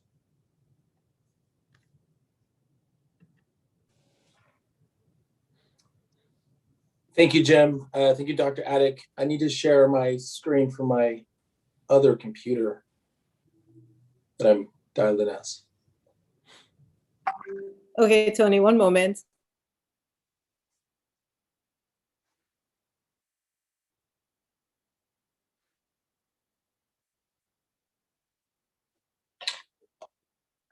While we're getting that, I'll just give it an intro. It's a pleasure to be here. Again, thank you, Dr. Atick. I am getting added here. Your team has been fantastic. This has been a world-class production. Part of the reason I'm on two computers is I wanted to do a nice background. So I had to use my iPad here and do that. I would just add the part one of the mega event series is almost mandatory viewing for anyone with deep interest on this topic. A bit Tony, of my you background. can go ahead. Okay. Yes, your computer is up. Yeah. Okay. All right. Fantastic. So I'm just going to tell a bit of the Good Health Pass story in the open source initiatives working to build reference implementations. About a year ago, we co-founded along with Evernym and Trinsic the COVID Credentials Initiative and started developing the MedCreds platform, which is an implementation of the W3C, Aries, and Indy credentials protocols. Those have been acquired by Linux Foundation Public Health, and those communities are also contributing to the Good Health Pass collaborative. We also facilitated the paper credentials specification with the MIT PathCheck Foundation, and they are also contributing within the Good Health Pass collaborative. I just wanted to make one quick note on the framework of the Good Health Pass. It's not prescriptive about technology, but it is prescriptive about definitions of credentials and passes, and really important themes of data privacy and data minimization. On the credential side, this supports the full record, as Charles was mentioning, and can do things such as continuity of care and other use cases. For travel passes, the idea is to be data minimized and not share information that is not needed for the use case. So the two open source projects I'll quickly review today. MedCreds has been contributed to Linux Foundation Public Health, and this is a digital credentials end-to-end solution of the Aries and Indy code base. So this is issuer tools, holder tools, and verifier tools, as well as trust registry management. The paper credentials MIT PathCheck Foundation has created, we'll talk about as well. So the paper credentials, this started to become recognized, at least with our team early this year, that it was necessary to have a paper credential option. We partnered with PathCheck Foundation and New Context, and sort of threw all the digital verifiable credential stuff out the window and started from scratch because of the constraints for a low resource design and small QR code size. So getting verifiable credentials onto a small payload is very challenging. And so we started with from scratch, and this is where the PathCheck specification was really designed to be ease of implementation, support for lots of reference code languages for implementing the cryptography, as well as the card you see here in the picture was designed by IDEO and really has a lot of human interface design considerations. So it trifolds, you can print it on a piece of paper and fold it into a business card size thing. And then when you open the card, there's selected disclosure. So different QR codes have your health information, different QR codes can have your personal information, and a different QR code can have your pass. It also supports offline verification, as well as could be used for other use cases such as continuity of care. The MedCreds open source with Linux Foundation Public Health. Just a quick run through of the features. This can be deployed in a cloud native environment. It allows for the management of a trust registry. So the manager of the system can onboard different labs or providers to access the API and issue signed credentials. The verifier portal is also trusted. So the administrator of the system can set up the verifiers to have access to the APIs to do the verifications of the credentials. The platform supports multiple credentials. Currently, there's health status, there is test results. We are working within the Good Health Pass collaborative to define the credentials for vaccine status and immunity, as well as test results. And once those are defined by Good Health Pass, we'll be adding those to the stack.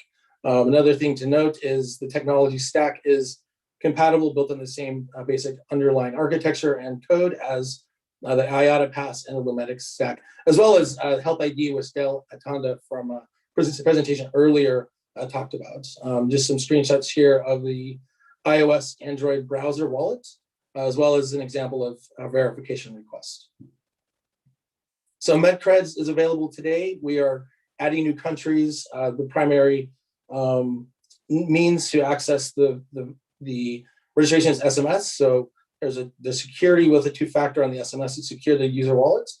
And so we'd love you to try it out in your country and let us know if it's working. We've currently verified in around 8 or 9 countries so far.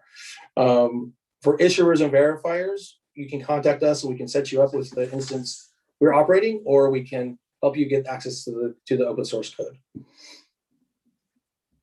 Here's the links to the communities. So the Slack of Linux Foundation Public Health is the best place to go to engage with the LFPH community, and pathcheck.org is where you can engage with the MIT community. And we'd love to help. You can set up a consultation with our team. We can help with open source implementations and introductions to the community. And there's a link to set up a calendar invite. Thank you very much. Thank you. Thank you, Tony. Thank you, Jim and Charlie. Let's now take on some interesting questions. Impressive. This is an interesting initiative for many reasons. First of all, the amount of technology that you're bringing together and harmonizing is impressive. The number of organizations that are coming together. The audience is asking, basically, why not put the energy behind either the WHO's initiative or the ICAO's initiative, since many of these things initially are going to be used in the context of international border travel and crossing. So I'd love to hear from any of you in any order, but if you have something to add, there's the question from Pavlina Navratilova, who says, how do you position against the WHO standard? And then somebody else down there is basically saying, in French, Mohamed Mahisi, because the controls are on the borders, why not just integrate the vaccination framework with the ICAO visible digital seals? Anybody cares to start? Dr. Atick, maybe I'll begin and I'll turn to my colleagues. So this is very much where we were when we got this initiative started. We said, what becomes the natural one place to define how this should work? And we realized there wasn't one place. So first to clarify, WHO is doing very good work. The Good Health Pass collaborative blueprint will point to the results of that work, but the results of that are not sufficient to get to interoperable health pass for the air travel industry. One of the reasons for that is that the WHO recommendations will not include COVID testing.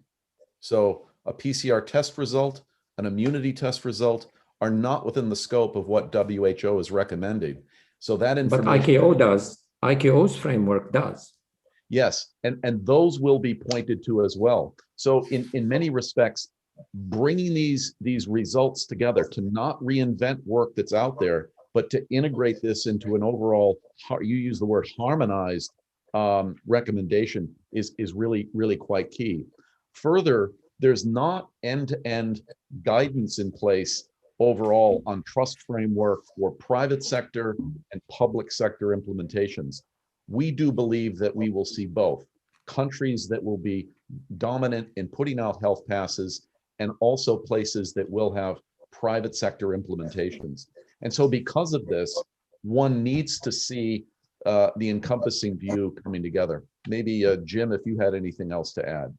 I think that's a great summary, Charlie. And I think I would just kind of underline that for any one given organization or proposed standards, be they governmental or otherwise, as you compare those various categories that we described in the Good Health Pass around interoperability, security, privacy by design, et cetera, you might find that it addresses 3 out of 5 or 4 out of 5, and then aligning each of those and harmonizing those requirements to be able to have seamless international travel, we feel requires an effort like the Good Health Pass to be able to define high-level applicability for each, harmonize those against those various international requirements, and then be able to offer that back to the private sector to develop something that is seamless and, most importantly, painless for the user. I would add that for the paper credentials, where we brought together a large number of the community of folks working on paper credentials, it's been very helpful to have a place for the collaboration, for working through some of the challenges involved with paper, but also paper to digital, digital to paper. So Good Health Pass isn't prescriptive on implementations, but it's defining a framework by which these things can come together and reduce the fragmentation. Well, I mean, excuse me for being still skeptical. I want to drive this issue again. Basically, ICAO has had 20 years of experience in building an interoperable attestation for trust in the form of the e-passport. Maybe you can criticize that by saying it's heavy, but I don't see why we need something beyond the visible digital seal that they have talked about, because it has all the ingredients that you have built in. So tell me, maybe Jim, an integration with the healthcare platforms was not envisioned in what they're doing, but maybe a credential from a healthcare platform can end up being a pass, an ICAO pass or an IATA pass. Let's stay with ICAO because they have a standard. Mm-hmm. So basically, maybe the issue here is that we need to work on the trust of the credentials itself, but then transforming them into a visible pass that has usability. Maybe we should be bringing the community together behind as fewer initiatives as we can. Because I've been seeing a lot of these barcodes. I've got the Excelsior Pass in New York, and I'm talking to the airlines. I am vaccinated. Can I go back to Europe? They're like, no, we don't recognize the Excelsior Pass. So how are we going to bridge that gap? So let's talk about what is missing in the ICAO pass. I mean, do you have any opinion? What is missing there that you bring in as a consortium? Sure. First, I would say you just did a brilliant job, in my opinion, summarizing some of what we're trying to address in the Good Health Pass, which is, hey, I've got an Excelsior Pass. Can I go to Europe? Well, no, we don't recognize that. Well, let's take that apart for a second. You've got a verifiable source. I mean, if we trust the architecture of the Excelsior Pass and how you got that, and you certainly know that you got a vaccine in your arm, so that should be there. What do we need to come up with as a common trust framework that we can suggest so that people will see that and ultimately perhaps have like a Good Health Pass accepted here sort of model, so that when you have been provided a pass based on New York system or some other system, you have a way to be able to share that and use that in an interoperable and seamless way. But at the same time, to your comments about it being a health credential, my health credentials will contain various aspects of my health information, much of which may not be anything that I wish to share or is necessary to share in order to attest that I'm okay to travel. We talk about within Good Health Pass a verifiable presentation. At the end of the day, airlines, border checks, et cetera, essentially want a green check or a red X. Yeah. They don't need to have specifics around your lab results or some other detail that is personal health information. So how do we set a framework to abstract that information, include it in a trusted digital way, maintain it privacy preserving, but have it universally accepted? And I offer any of my panelists to comment on that too. Right, but there's also another big problem is that we can issue people all the passes in the world that we want, but at the end of the day, if the airline does not accept that pass to get me on the plane, and if the destination country does not accept the ICAO or whatever pass I have, because they say we're only subscribing, border control is going to require a certain, no matter what the private sector is going to do, you have to convince the authorities on the borders that your pass needs to be acceptable. And so we need relationships. So we're having the same problem. I've got the Excelsior Pass, beautiful to get it on board very quickly. But the problem is I cannot convince the airlines. And what they tell me, and we've got relations with IATA, and they tell me the US is complicated because we don't have, like Egypt, a national registry where everybody who has taken the vaccine is recorded, which they can do a ping against it. And then they say that credential can now be turned into a pass. So how do you bridge that gap? How do you convince the authorities that the private sector initiative is helpful and that they should be accepting it because it's trustworthy? And maybe Charles? And then, I would say, Dr. Atick, I mean, super good questions. And the problem is not that there's a lack of an answer. The problem is there's a preponderance of too many answers, too many different ways of thinking about similar problems in a manner that is highly complex. And so the point is, New York State did a great job with Excelsior Pass. They've got some things that they'll evolve from. It's not accepted. So why isn't it accepted, right? Why is it not accepted going into Singapore, right? That's kind of the challenge. The point is the community is not collaborating, okay? This isn't a tech issue. It's the collaboration point. And it's not just government. It's not just ICAO. It's not just IATA. It's not just US, Singapore. It's a collaboration frame. And until there's a view of the entire end-to-end view of a system like this, curating the standards and the good work that's been done across the board, until we can kind of look at this in totality, we probably don't get to the basis of acknowledging or accepting Excelsior Pass in the UK or another place. That's what the Good Health Pass is trying to do. It is not trying to reinvent the wheel to define a new technology. It's intending to curate good work that's really done within the community. So I think this is a collaboration alignment problem, public to private sector. Well, maybe we can rephrase the subject by saying maybe we will have several trust brokers that would be essentially ultimately feeding into the main two trusted schemes that governments are going to buy into. But the important thing, I mean, I would be spending my time talking to IATA and talking to ICAO, saying to them, we're going to help you translate that CDC card that somebody got in the US, which is the world's largest population has been vaccinated in the world, finds itself now blocked. So we're going to help you translate that trust into something that fits you. So we're the man in the middle, we're the trust agent, and here's how we validate that this health credential indeed took place. This is how the good health, I would call it the good health credential, turns into the visible digital pass or the IATA pass. Because ultimately, if I don't pass through one of these two, I'm blocked internationally and my airlines won't take me. And so to what extent have you guys had the opportunity to bring in ICAO and IATA on the table and say, how can we help? I agree with Charlie. It's a question of coordination. But the thing is, they've got their mandates. You as an industry do not. You do have innovations, you can help. So how do you link the two?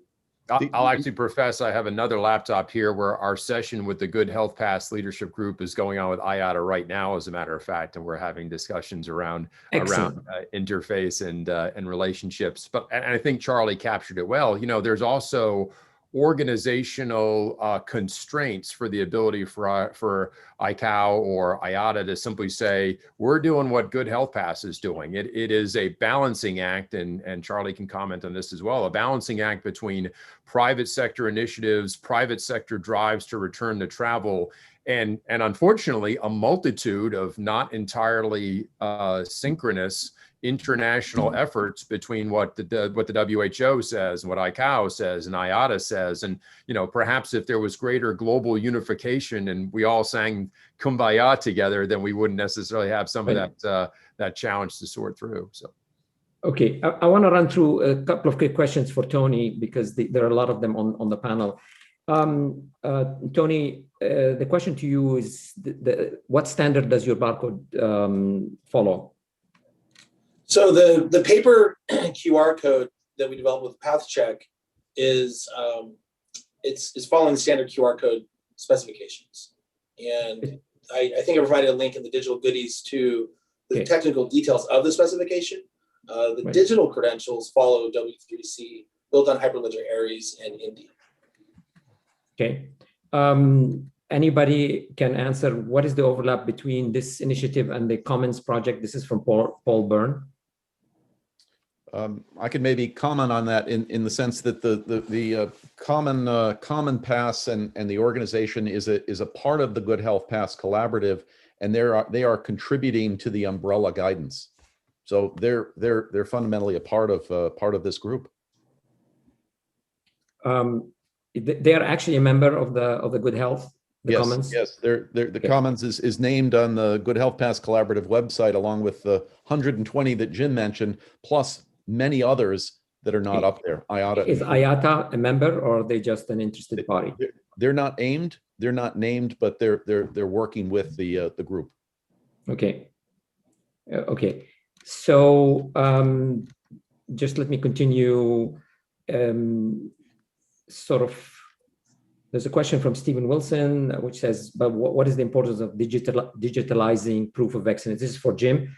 Vaccination, WHO seems to have settled on PKI a la IKO. So what is the benefit of these new things? Absolutely. And I love that question. I'd actually pose it as a consideration for all of ID for Africa. And I think we highlighted both highlighting as far as what Lumedic is doing concerning patient control of identity and data. I think in a broader sense of ID for Africa and digital identity, there are and have been for decades PKI options around centralized and federated systems. Those systems are not necessarily GDPR compliant. And most importantly, a lot of the principles of self-sovereign identity are designed to protect the individual and put the individual in control of their data. So I offer that we are at the risk of launching into these various centralized solutions or federated PKI solutions that compromise the longer-term ability to have individually controlled digital identity simply for the sake of being able to do something for vaccination credentials. And that is an inherent principle that we're trying to address in Lumedic and also as part of Good Health Pass, that does not necessarily become the case. Privacy by design, privacy by default, the ability to control your identity must be considered as elements for whatever a digital passport method is. Okay, just two quick questions. One for Tony. Somebody asked, do we need something more than a barcode, like a chip? Are we getting to a level of trust that the barcode is enough? We don't need a special chip? So when you have a paper QR code, you still need to do the identity binding at the point of verification. The barcode could have some kind of identifier. Doesn't have to be personal information, but there does need to be a check so you know that was the person it was issued to. As far as putting those on chips, there's NFC all over the world. So there's Bluetooth ways to do it. It just depends on the need and the place. So this is why we started with QR codes. The path check implementation is meant to go all the way to lowest resource environments, offline verification, paper QR code, to low-end handset use cases. You can send the QR codes over SMS. You could do requests over SMS, and then moving up the stack. So we've sort of thought there needs to be a whole range of solutions for all those purposes. Okay, but you don't really need to advocate for chips to be the carriers of the vaccination pass or the health pass. No, it can be printed on a piece of paper, and if you have a device, you can put it on. Okay. One last question for Charlie, actually. Charlie, to what extent is this basically the activities of the Good Health Pass collaborative? I know this is multiple countries, multiple companies around the world, but to what extent is it being driven by the weird situation that we've got in the US, where different states have a different approach toward health pass and registries of vaccination? When we looked at Singapore, when we looked at India, when we looked at Egypt, they don't have that problem because they've got their centralized registries and they can attest and they can issue the credentials. To what extent are you basically having to be forced to do a workaround because the political situation in the US does not permit the development of a straightforward registry? Yeah, it's really a good one. I'd say inherently the Good Health Pass collaborative was not motivated by that problem specifically in the U.S. You've characterized it well, that it's a bit more distributed. Vaccine credential data in private health systems and within what are called IIS systems. Jim might be able to comment more on that. So that's distributed out, not one data structure. But we knew fundamentally that a health pass provider, a private provider around the globe who's trying to help, say, Singapore Airlines or American Airlines passengers to confirm their pass information, would need to interoperate with multiple such systems. So the US might represent a microcosm of the United Nations, but it was the United Nations problem that drove us. So dealing with the global problem helps us deal with this US problem quite well. Jim, did I get that right? Oh, absolutely. I would say just by default, however, the US immunization registries do follow CDC guidelines. So there is a national standardization of information in that regards. but at the state level, they're not consolidated at a national level. They're state by No, state. and of course, by virtue of our constitution and configuration, each state has sovereignty over their public health. So exactly, no problem. Actually, there are lots of questions. I've marked them as to be answered online live, but we're running out of time. So I urge you to please go through with them and answer them, but also stick around. This is a topic over this year we're going to come back to again and again. This is not going to be finished in one time. I'm sorry, we ran out of time. I want to move on to the next segment, next and final segment. But so I thank you again for being with us. And I look forward to having you again in the future as you make progress and keep us informed about this important initiative. Operator, before we get to the last segment, there is one poll I'd like to do, which has to do with the subject we did not have time to address a lot, and that's the question of privacy. I know many of the speakers had mentioned something and how they are concerned about privacy and how they would address it. I want to just get a quick pulse. Operator, run the last poll. And it basically says, what's your level of concern regarding your data privacy in vaccine passport schemes? So let's just do this very quickly. How much is your concern about privacy? It's an important topic. My hope is that you can give us a sense of where you stand on it. Just give it another 10 seconds. 10 seconds. Okay, operator, end here, and I'll share the results. So we're talking about 54% have very high concerns about privacy of these schemes, 34% have a moderate concern, and only 12% have no concern. So, okay, operator, take that, and then you can put it on as a table for those on YouTube as we prepare the final segment, which is talking about innovations. So clearly, any scheme, any proposal, any initiative has to assure the public that there is adequate and more than adequate, in fact, data privacy measures. This is a very sensitive topic. So basically, it means 88% are concerned about this issue. Okay, so we are going to enter into a very exciting segment in innovation now. We'll bring in Professor Chadwick. Operator, could you please put, okay. Professor Chadwick, welcome. The floor is yours. Thank you very much.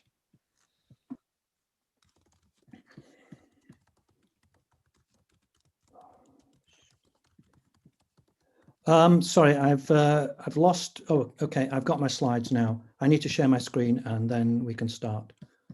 Okay. Can you see the picture? Yes, we can see it. Okay, jolly good. So I'll put it into full screen mode and hopefully you'll see it all then. Okay. Right, so I'm going to talk about marrying together three separate standards. W3C web authentication, which is called FIDO2, W3C verifiable credentials, which we've heard a lot about, and X509, which we've also heard something about. We're currently performing user trials with the NHS in the UK with East Kent. We've just finished trials with the Cinema Theatre, which went very well. And our design of this system has been keep it simple, okay?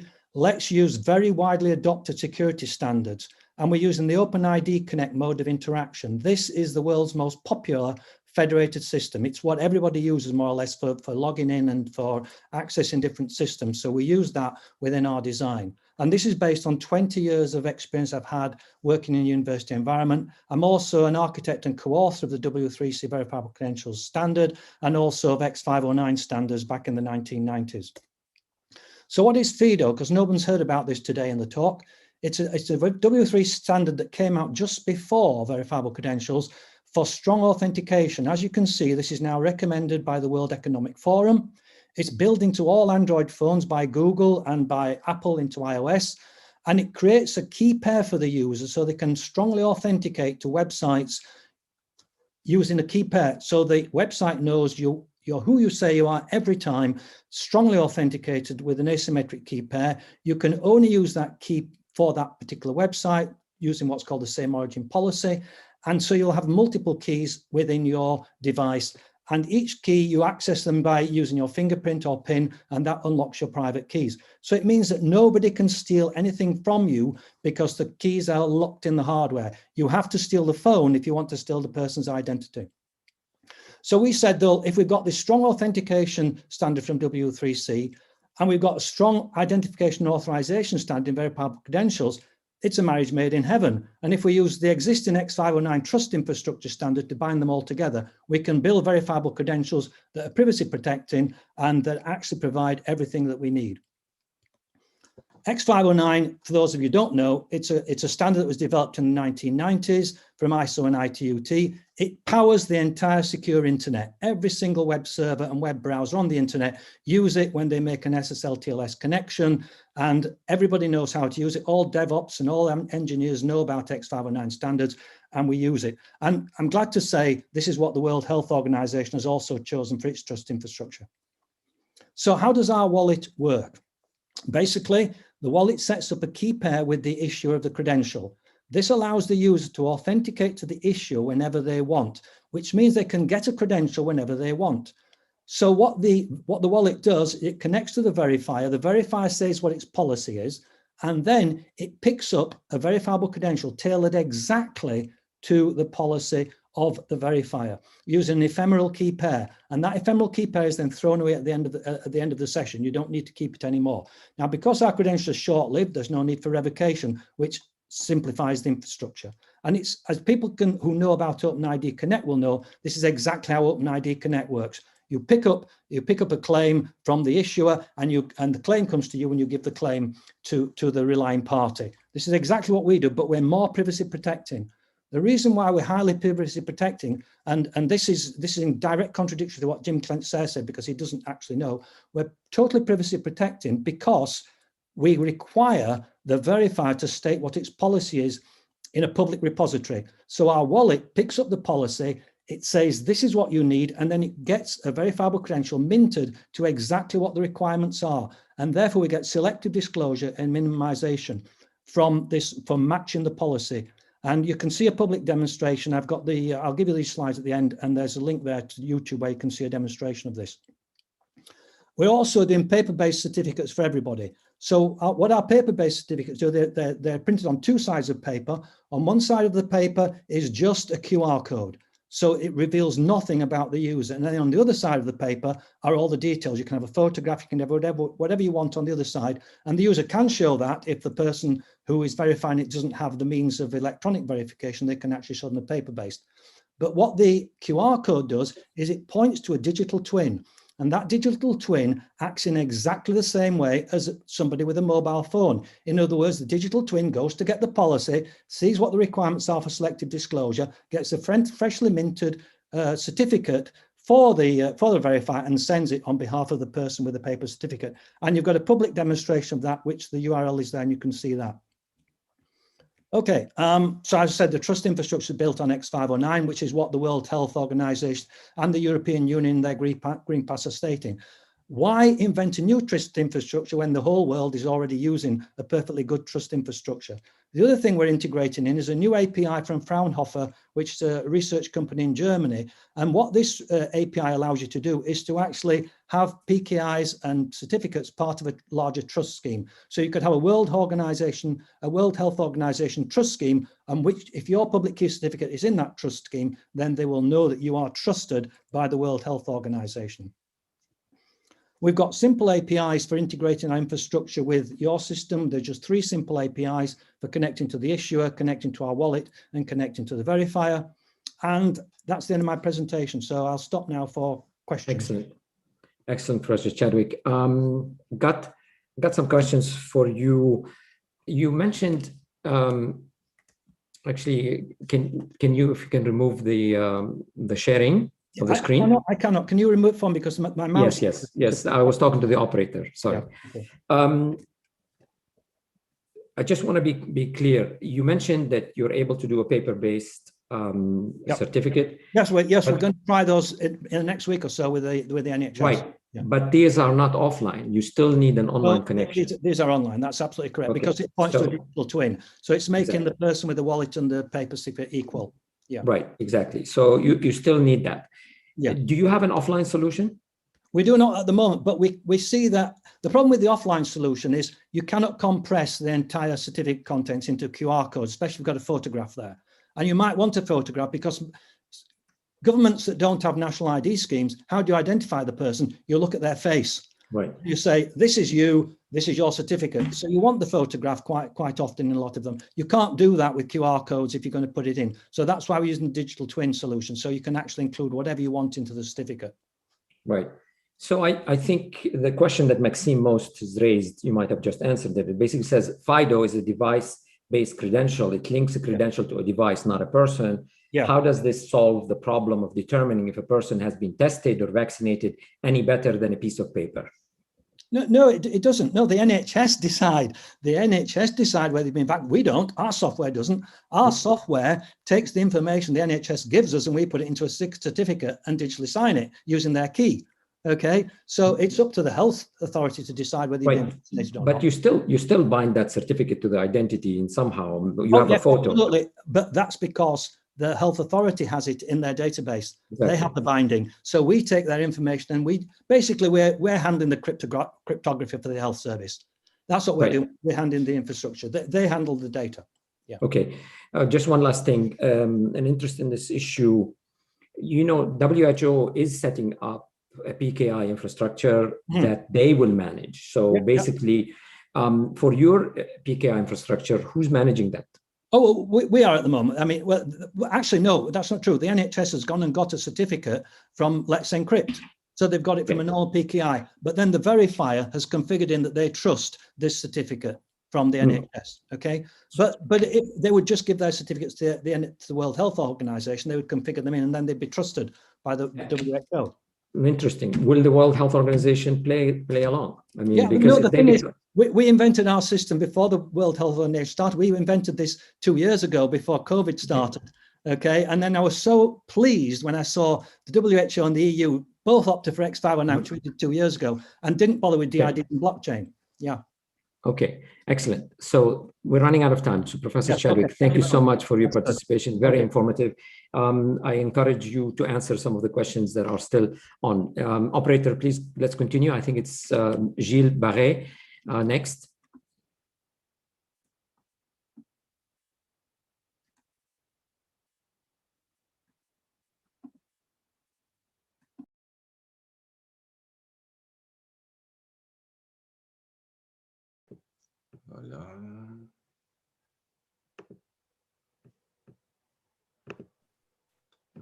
Just one moment, Gilles. Oui. For participants, this segment will be conducted in French. So if you would like to listen in English, please switch to the English channel in the interpretation room. Thank you. J'ai pas compris. Donc, je peux commencer à m'exprimer?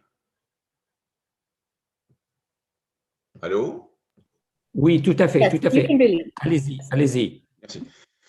Bonjour à tous.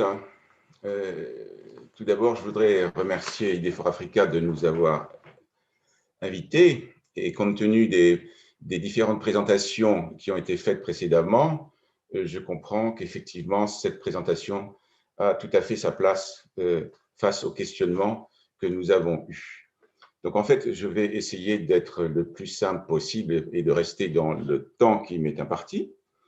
Donc, en fait, très rapidement, donc, je suis le président fondateur de cette association authentique, dont la finalité est la normalisation d'un cachet électronique visible à la pointe de la technologie et la création d'un réseau international de confiance. Donc là, je me sens maintenant tout à fait légitime dans ces discussions, compte tenu de toutes les remarques qui ont été faites. Donc, je ne suis pas là pour proposer une offre globale ou un produit à marketer et propriétaire, mais pour amener les offreurs de solutions à intégrer le cachet électronique visible normé, que nous avons nous-mêmes normé, et qu'ils l'intègrent à leurs solutions pour rendre directement interopérables les solutions dans l'environnement de confiance international. Donc, en fait, ce qui est important, il y a deux mots-clés, c'est interopérabilité internationale et environnement de confiance, hein, confiance réciproque. Et on voit qu'il y a beaucoup de réponses qui sont faites, c'est ce que soulignait le docteur Atick. Et en fait, moi, je vous propose de considérer la proposition que nous vous faisons. En fait, nous suivons les 4 règles majeures qui ont été demandées par l'OMS, qui sont l'equity, la privacy protection, l'accessibilité, l'évolutibilité, la flexibilité et la durabilité. Donc, nous sommes dans la ligne du parti, comme on pourrait dire. En fait, nous avons développé une norme tout à fait spécifique de cachet électronique visible. Et on pourrait dire qu'on a construit la Rolls des cachets électroniques visibles. Avant, il y avait une précédente norme, mais qui n'offrait pas toutes les qualités d'interopérabilité. Et je dirais qu'elle correspondait plutôt à un environnement d'un pays en particulier. Donc là, c'est franco-français, mais ne permettait pas l'interopérabilité internationale. Donc, comme vous voyez, en fin de compte, notre norme est interopérable, non propriétaire et évolutive. Alors, cette norme est basée sur un élément fondamental qui décrit les données contenues dans le cachet électronique visible, ainsi que le format de restitution des données.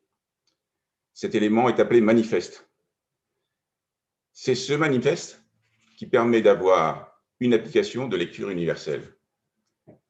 Les autorités de certification, comme les manifestes, sont signées et sont retrouvées avec des trust lists. Vous pouvez voir sur la droite, là, un CEV. Donc là, il a la forme d'un data matrix, c'est un code 2D, que ce soit un QR code. Mais contrairement, tout à l'heure, je pense qu'il y a un problème de compréhension quand les intervenants parlent de QR code. QR code, c'est une interface.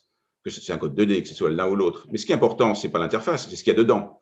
Et donc, si vous avez un QR code qui est lisible par n'importe quelle application de lecture du QR code, ce n'est pas sécurisé. Donc, dès lors que vous avez un cachet électronique visible, c'est un QR code ou un data matrix sécurisé, il vous faut un lecteur spécifique qui est capable de décoder le code et de vérifier les signatures. Donc, c'est ça, un code sécurisé, un cachet électronique visible. Donc, faisons attention, parlons de cachet électronique visible et pas de data matrix ou de QR code. Donc, nous avons développé un lecteur universel qu'on appelle Authentic Reader, qui respecte le RGPD, donc la privacy. Et donc, c'est ouvert à tout cas d'usage, sans mise à jour du lecteur. Et il est multilingue. Et donc, ce qui est important de dire, c'est qu'en fait, ça peut fonctionner offline, puisque les données sont autoportées par le code, et que le lecteur est capable de faire les vérifications et de traiter localement toutes les données. Donc là, il n'y a pas de problème de protection des données, hein, pas d'accès à une base de données et pas de données qui circulent sur Internet. Donc je pense que c'est un point important. Autre point important, c'est que ce lecteur, eh bien, il est accessible dans les prochains jours sur les stores, hein, que ce soit Android ou iOS, gratuitement, et l'utilisation est aussi gratuite. Donc, c'est un point important puisque de quelque endroit du monde que ce soit, n'importe quel citoyen peut vérifier une attestation, la sienne, ou celle qui lui est présentée, s'il en fait la demande.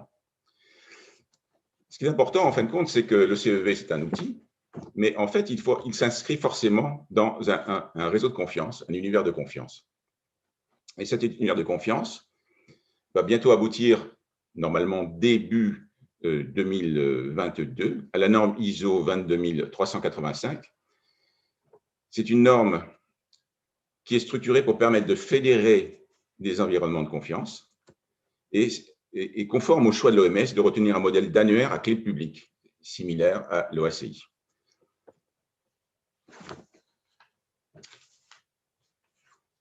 Ce qui est important, c'est que cette norme, qui s'appelle Security et Resilience, Authenticity, Integrity and Trust for Products and Documents, spécifie des conditions d'interopérabilité des autorités de confiance. Ça dit quelque chose à ceux qui sont familiers des signatures électroniques. Donc, ce nouvel environnement constitue une véritable avancée pour la diffusion du cachet électronique visible, autant par la multiplication des cas d'usage que la multiplication des versions pour un même cas. Par exemple, dans le cas du passeport sanitaire, cela permet de garder la définition des types de certificats, leur contenu et l'agenda de mise en œuvre propre à chaque pays, et donc sous leur contrôle souverain. Cette approche est très flexible et peut être adaptée à toutes les configurations. On peut la rapporter à tout cas d'usage.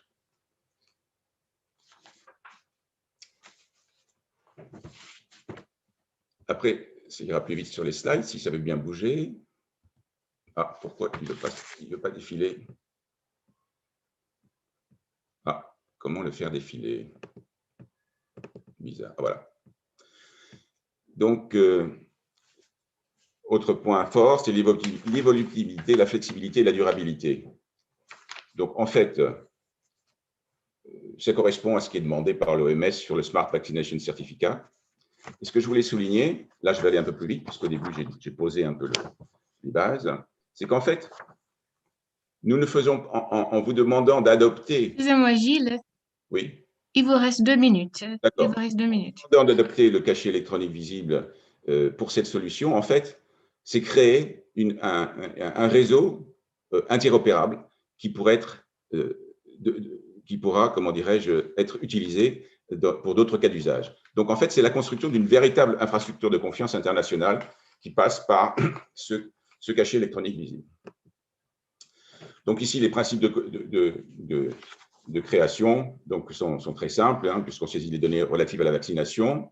Par exemple, saisit des données du patient, des données relatives au centre de vaccination et aux praticiens, saisit des données relatives au vaccin. Là, c'est un exemple. Chacun fait ce qu'il veut, dès lors, ce qu'il veut, à partir du moment où ça répond au minimum demandé par les autorités internationales. Donc, on envoie des données requises au générateur du cachet électronique visible et on fait un encodage, une signature avec le certificat de signature délivré par les autorités de certification agréées par chaque pays. Donc là, je fais un peu court. Et donc là, en fin de compte, vous voyez qu'en fait, nous avons développé un lecteur universel de lecture. Donc là, vous voyez que ça… on scanne un data matrix et là, c'est le résultat. Et donc, je vais vous montrer en 20 secondes ce que ça fait si ça démarre. Oui, ça démarre. Donc, juste pour vous démontrer le cas d'usage. Et donc là, vous voyez, donc derrière, vous avez une présentation et la présentation peut être adaptée à chaque type de cachet électronique visible et chaque pays peut avoir sa vue de présentation spécifique. Donc, en fait, pour terminer, dernier slide, si vous m'avez passé. Donc, en fait, comment intégrer le CEV? Eh bien, en fait, c'est… Vous créez des attestations des passeports Covid à sécuriser. Vous choisissez un prestataire de cachet électronique visible. Vous avez une liste de prestataires sur notre site authentic.code. Et vous pouvez vous-même avoir des prestataires nationaux qui peuvent développer cette technologie. Et puis, vous devez bien évidemment définir le ou les émetteurs autorisés à émettre ces cachets électroniques visibles pour sécuriser les différents passeports et attestations. Donc, pour finir, où en est-on au niveau français? Au niveau français, ils se sont contentés de prendre la version précédente que nous avions nous-mêmes normalisée, puisqu'en fait, ils sont restés dans les cadre franco-français, puis on verra bien ce qui se passera ensuite. Donc, si l'Europe choisit la 105, ce qui n'est pas encore décidé, mais qui est peut-être tout à fait possible, et la France se résoudra à prendre la 105, sachant que techniquement, ils sont tout à fait acquis à ça. Ça, c'était un acte politique de ne pas avoir choisi une version, la nouvelle version. Le temps est écoulé, Gilles. Comment? Désolé, mais le temps est écoulé là. Il vous reste peu de temps, désolé. Bon, c'est une solution qui est totalement adaptée aux pays de l'Afrique de l'Ouest, ou de l'Afrique en général. Mais bon, je dis l'Afrique de l'Ouest parce qu'en fin de compte… OK. Qui intéresse… Merci beaucoup, Gilles. Juste une petite question. Quand vous parliez de l'Afrique de l'Ouest, vous travaillez avec quel pays en ce moment en Afrique? Eh bien, nous avons un qui est en Côte d'Ivoire et qui commercialise cette solution auprès des pays de la zone. OK. Je suis très intrigué par le fait que votre solution fonctionne offline. Aujourd'hui, on n'a pas parlé d'une solution qui peut fonctionner offline. Et alors, le lecteur est ouvert, tout le monde peut lire parce que vous avez mis en place un lecteur disponible.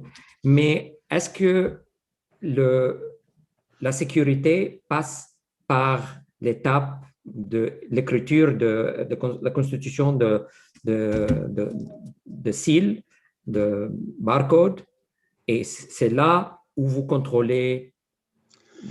Donc, c'est à la génération. Donc, vous générez un cachet électronique visible avec les données qui sont demandées par l'État ou d'un point de vue international. Les données que vous choisissez, elles sont signées électroniquement. Et bien évidemment, à la première lecture, comme le lecteur est fait de telle sorte que la première fois qu'il va lire un cas d'usage, en l'occurrence, ça va être le cas d'usage du certificat du pays concerné, eh bien, il va bien évidemment aller télécharger le manifeste qui va lui permettre de décoder. Il va vérifier les signatures. Donc, vous êtes un agent public, par exemple, vous êtes dans des fonctions de vérification des codes, vous n'êtes pas en ligne, eh bien, vous pouvez, dès lors que vous avez fait l'opération une première fois, eh bien, vous pouvez vérifier en toute confiance le cachet électronique visible. Merci beaucoup, c'est très, très intéressant. On va revenir vers ce sujet dans un prochain épisode. Merci, merci. À bientôt. Okay, operator, we're running out of time. Could you please bring in the final presentation in this exciting sequence of presentations and topics? I hope the audience has been enjoying the amount of information that we're providing. Operator, could you please bring in?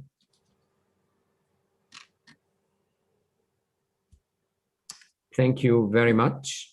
Francesca, please, the floor is yours.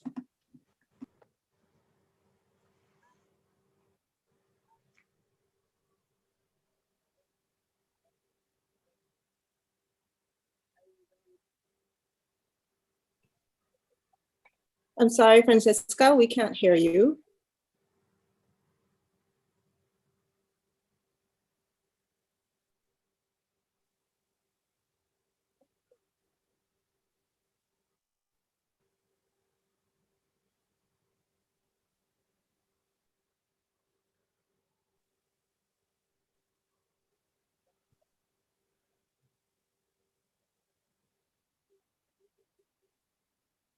Franziska, I think we lost your audio.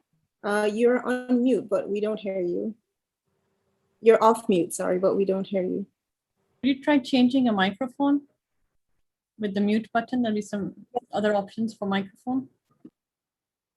Change it.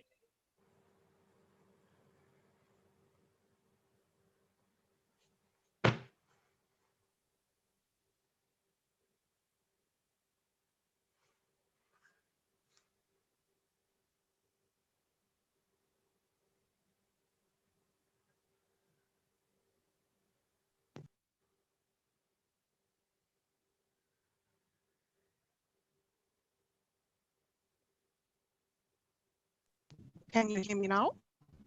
Yes, that's good. Thank you, Franziska. Okay. I changed the device. I'm sorry. So, I start again.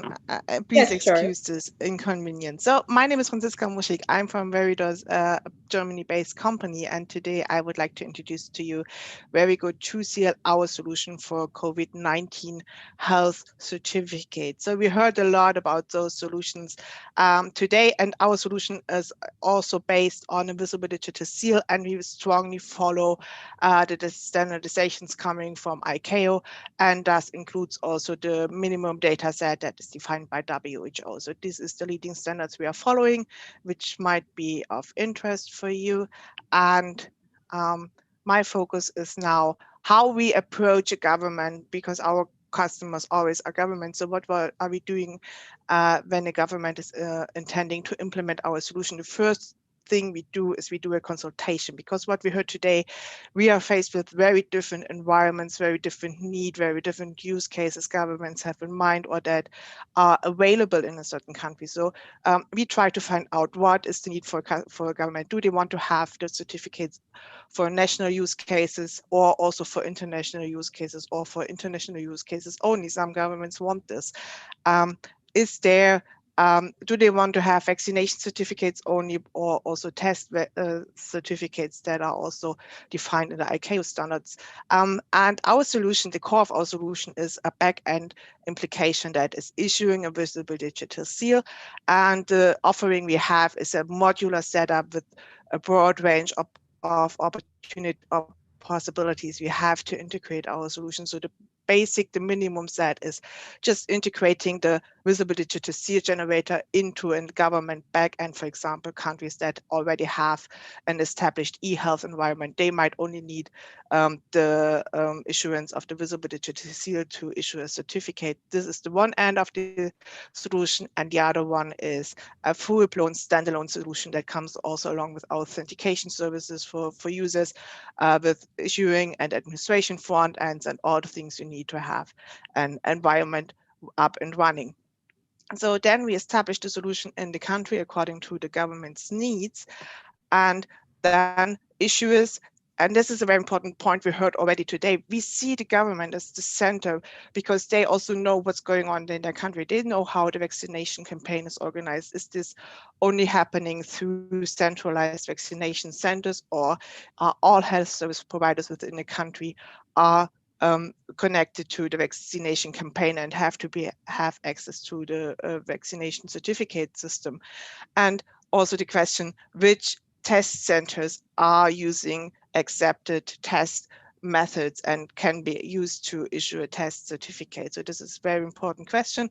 And as soon as an issuer group is authenticized, they can access the system. Also here we have different options, because our aim is to give the health service provider as much convenience as can be, because they are overloaded with a lot of work they have to do right now, and we want, as far as it is possible, them to be able to use their existing IT environments and not to have to learn new tools and new access options. So we can include an SDK into existing IT environments, or we offer a web-based application to give them access to the TruSeal system. And a very important point we also took into consideration, because some of our customer countries are having very decentralized vaccination campaigns, maybe also mobile vaccination campaigns. And for those use cases, we also set up an idea how we can do have issuance without an internet connection to the government central system. So this is a very important point. We can also do very decentralized issuance without direct connection to the government system. This might be very helpful for our customer group. And then when all the data is in, of course, the issuance of such a visible digital seal only takes milliseconds. And then the document comes out, the citizen can choose, again, do they want to have a paper-based certificate, or do they want to have it as a digital document? And then verification, as we already said, easily can be done by scanning the barcode, and that gives then the feedback, is this an reliable document coming from a trustworthy source, and does this belong to the citizens? So this is the very basic element, and I'm rushing a little bit through it as we are running out of time, and to give you the opportunity to ask some questions. But one thing I would like to add here too, which is also very important for us and why we are focusing on the ICAO standard here, is the question of verification. And we already heard about it. So this is the standard way on how to verify a visible digital seal. And the charming thing here about this is that we can do this offline when the required information is exchanged either bilaterally between two countries or international in a PKD environment. And a very interesting point, what ICAO is planning to introduce in their standard for vaccination certificates, for example, is that the document signing certificates, the public key, should be included into the barcode itself, so that the only thing that has to be exchanged is the root CAs that are needed to verify a certificate. And that makes it very easy to use existing PKD environments, for example, the one for passports, or then also makes it easy to exchange those in the to-come WHO PKD environment. And with our experience from the ID document environment, we can also help our customers and the governments to find a way how to participate in such international verification environments. So this is it from my side. As I said, a little rush through the presentation, and I'm looking very much forward to hearing your questions and to go into exchange with you on this. Okay, thank you very much, Franziska. Actually, let me ask a question. Still, we are pushing for offline verification. You know, Africa has serious issues if we insist that everything has to operate online. Now, you mentioned a very interesting idea, which was advanced by ICAO, which is the storage of the actually PKI certificate in the barcode itself. But this can only work within a bilateral arrangement. This would not work for a large number of countries that would join. How would you store all of the PKIs for all the countries? Yeah, this is a very crucial question, and exactly this is what we are facing now, the issue that might come by the standardization that is done by WHO and ICAO to see which PKD environment in the end will be the leading for the verification of these certificates. Will this be the ICAO or the WHO, or will there be a combination of it, or will this in the very first step be based on bilateral exchange of those keys? Because I think in the first step, this will be a bilateral basis, and then we will see how this will approach and how the exchange standards and methods will be established in the future. Right. There's a question for you, which says, how exactly government verify the issuers, and how is the identity verified for the citizen? So how do you verify the issuer, and how do you verify the identity of the citizen? Yeah, so first on the issuer side, of course, we again have a broad range of possibilities how this can be done. The first one is if you have an existing e-health environments, then all those authentication measures are already in place. So then we will align with the government how we can implement this in our solution, or better to say, implement our solution in this environment. And on the other hand, if this is not existing, then we will find out how is the technological environment in the country, and we have different options using token, using multi-factor authentication, et cetera, et cetera. So we will find out the best fitting solution here. And the link between the certificate holder and the certificate itself. So the basis is what ICAO is standardizing is the personal data that is in, and they also recommend to add a link to either an ID document by mentioning an ID document number, or for example, a citizen ID that comes from a national register. And in a worst case where none of those measures are available in the country, and there are no standard ways on an ID link that is used, or as a too big range of things like this, then we can go back on the situation that was mentioned before, not adding the picture as an identifier into the barcode, but having it on the certificate document. So this is a fallback. But for the ICAO, it's the name and the date of birth as a minimal data set that is required on the site. Thank you. Unfortunately, we have exceeded our allotted time. Thank you for your contribution. I know this is not going to be the last time we talk about this subject. We're opening up the topic. Even technically, we see that there isn't yet convergence, and the challenges are continue to be open, even though there are solutions and ideas that are being presented. The issue of how do we harmonize a world where literally hundreds of different approaches are happening. We are living this ecosystem that's going to settle in the next 6 months. So it's interesting to watch it. We are going to continue this next week. And so let's just make sure you are aware that this is the second of 3 episodes. The last episode, which I'll ask the operator to put on the screen, we are going to be focusing on a debate session, starting with the CEO roundtable. We'll have 4 CEOs from the UK, South Africa, Israel, and the USA coming together and lending us their thought process on what they think this settling is going to look like. And then, of course, we're going to do a deep dive with the European Green Pass, which seems to be now a foundation for what many European countries are expected to do in order to enable free movement of their citizens between the union members. And then, of course, there's still new ideas and innovative technologies that are in the pipeline. And so we have 4 players who are going to come and share with us some of these ideas. So again, I thank all of the panelists today for their contributions. And I also thank all of the patient audience that stayed with us over 2 hours and 40 minutes. And I invite you all to be back here for next Thursday. And hopefully we will make some more progress. And then, of course, as warranted throughout the year, we may be back on this topic. So thank you very much, and have a wonderful day, and stay safe, please. Thank you. Thank you. Okay, everyone. Thank you.